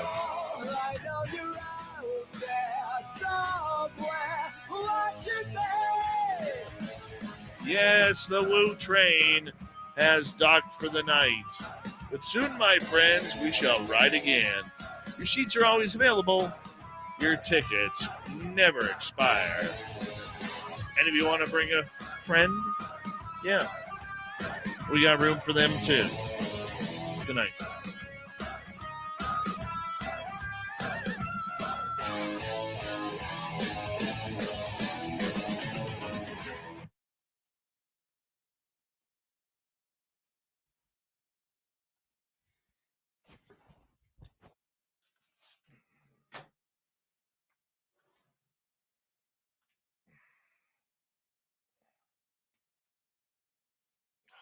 Wish my neck would crack. I wish my neck would crack.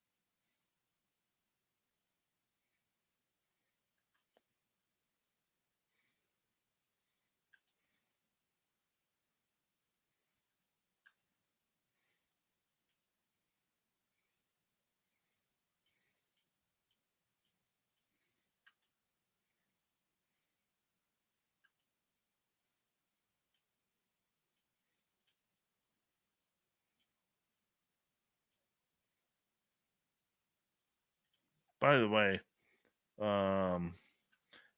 35 years ago, or yesterday was the 35th anniversary of the release of Who Framed Roger Rabbit? Still one of my favorite movies to this day. Zandy, I'm not going to have time today. And I'm going to tell you why. I know it seems like I got a lot of time. I have to edit the show right now. But, oh,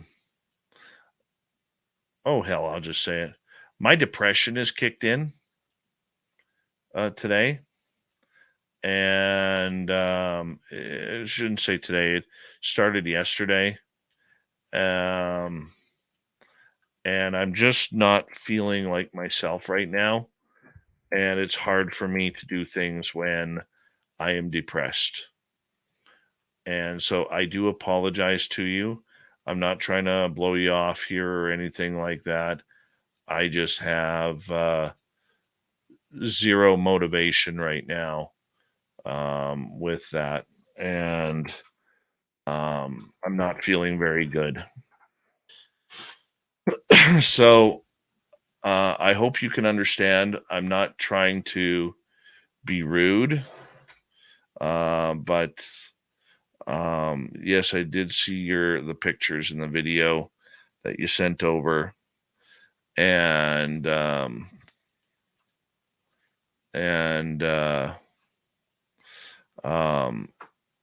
just going through a tough time right now that I will get over. So, like I said, it's something that I just need a few days to, like, thank God we got one more show before the weekend, but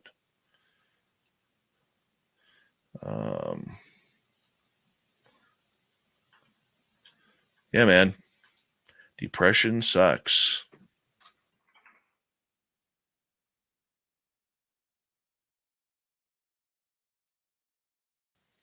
Thank you, Derek. I have to look at it before I put it on the show because we are a radio show first and foremost. I will do my best though. Okay. Send me a reminder tomorrow to it on Twitter, and I'll have a look at it during the day tomorrow.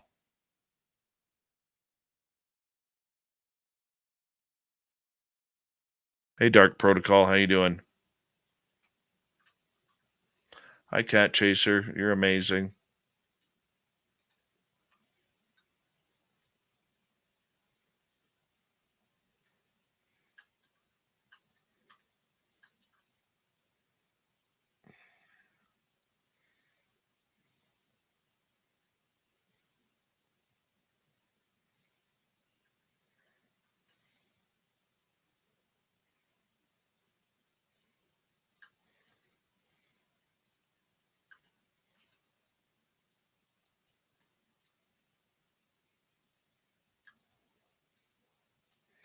Oh, I'm way off on that one.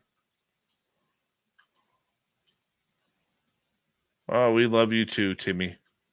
Timmy.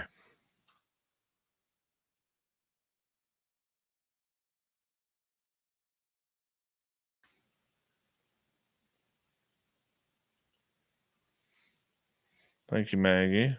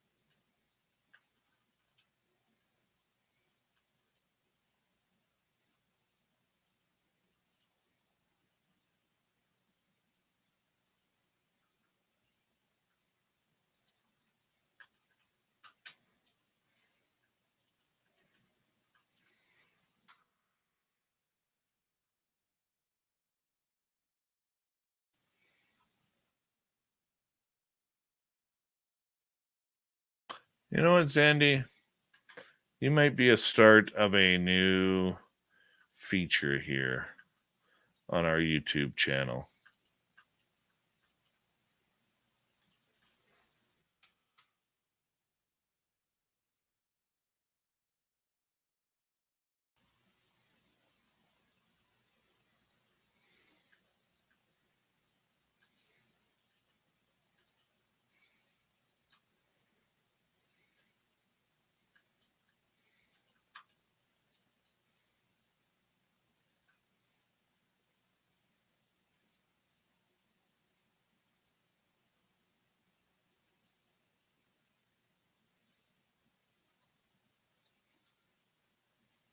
Where is this?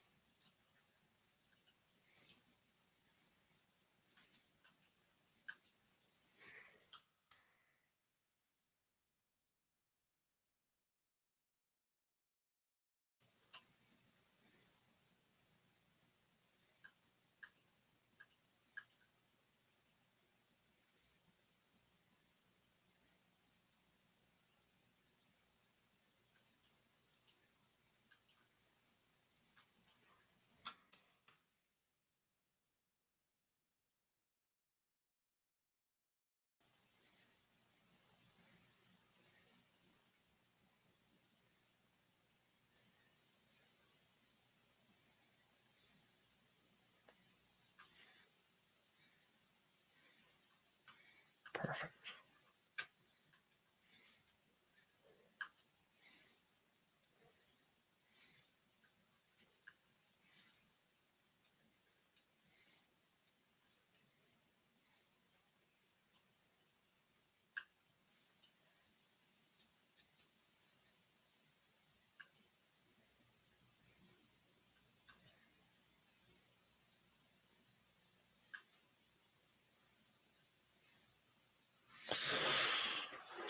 All right. I will be right back, people.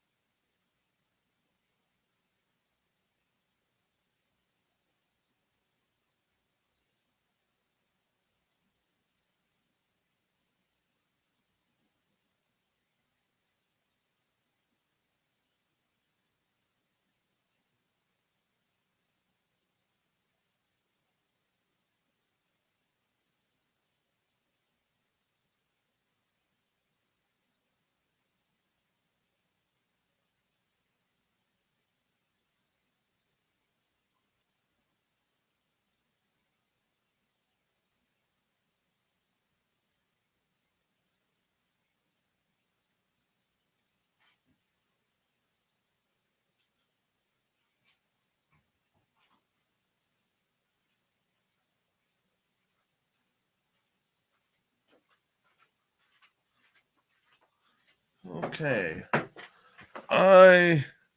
What does Dave have planned for this weekend? Tomorrow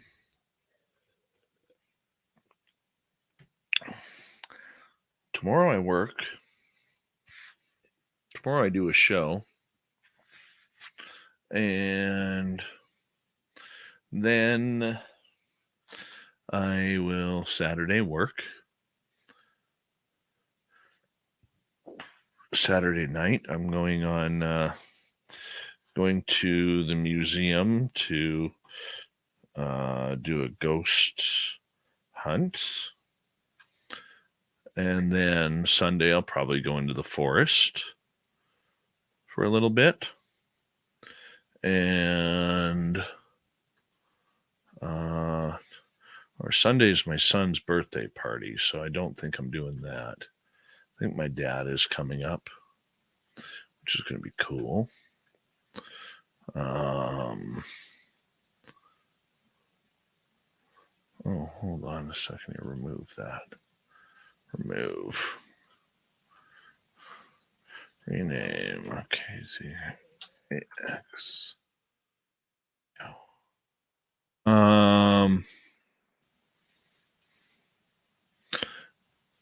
Sunday afternoon, I'll do the website up. So that way you guys got everything for coming week. Sunday night, I will do a radio interview as I normally do with, for a couple minutes with, what's his name? Walter. What the hell is his name? Walter Sterling. Sterling on Sundays. Right across the U.S. And I will go to bed and prepare to do next week like every other week.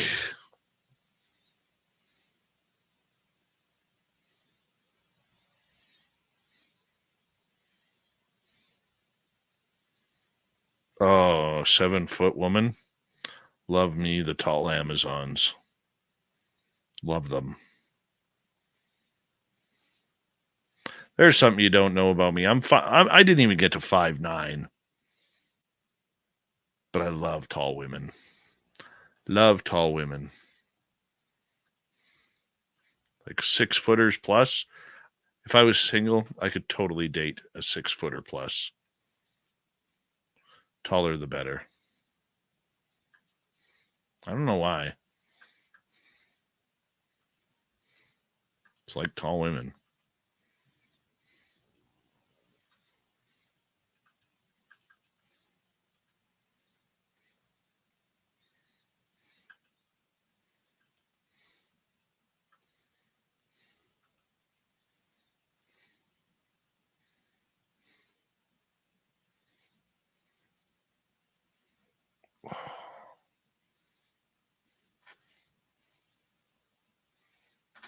So yes, busy weekend ahead.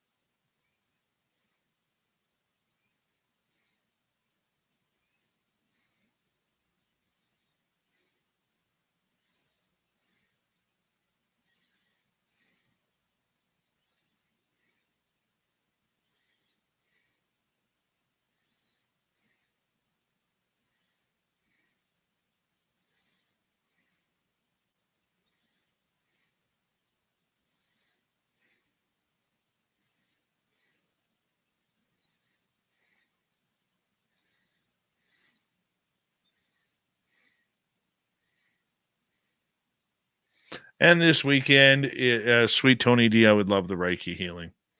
Yes, thank you. And this weekend is the NHL draft. So I'm pretty pumped up about that. I love the NHL draft.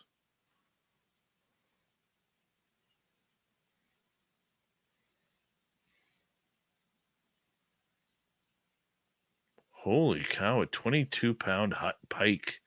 Those are vicious.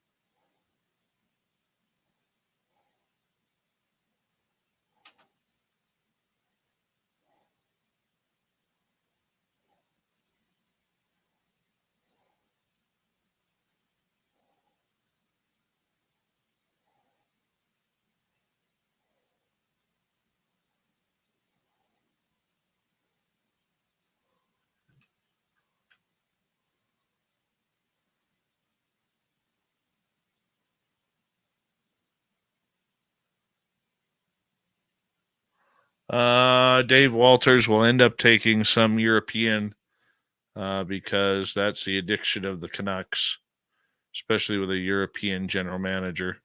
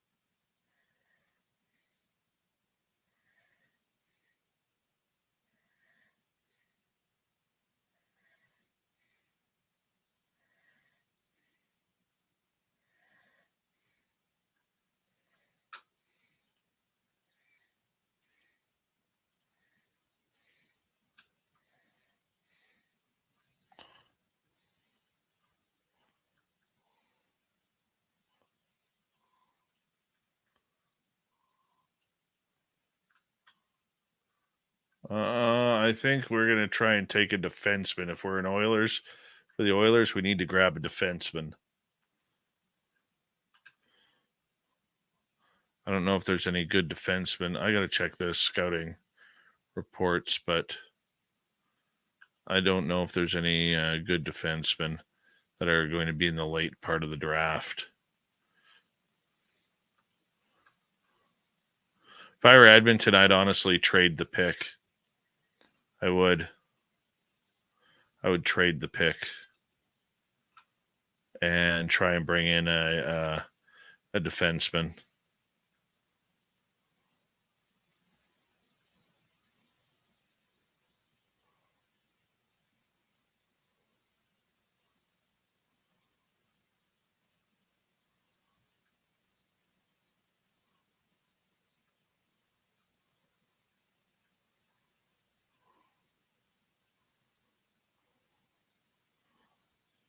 Thank you, so appreciate it.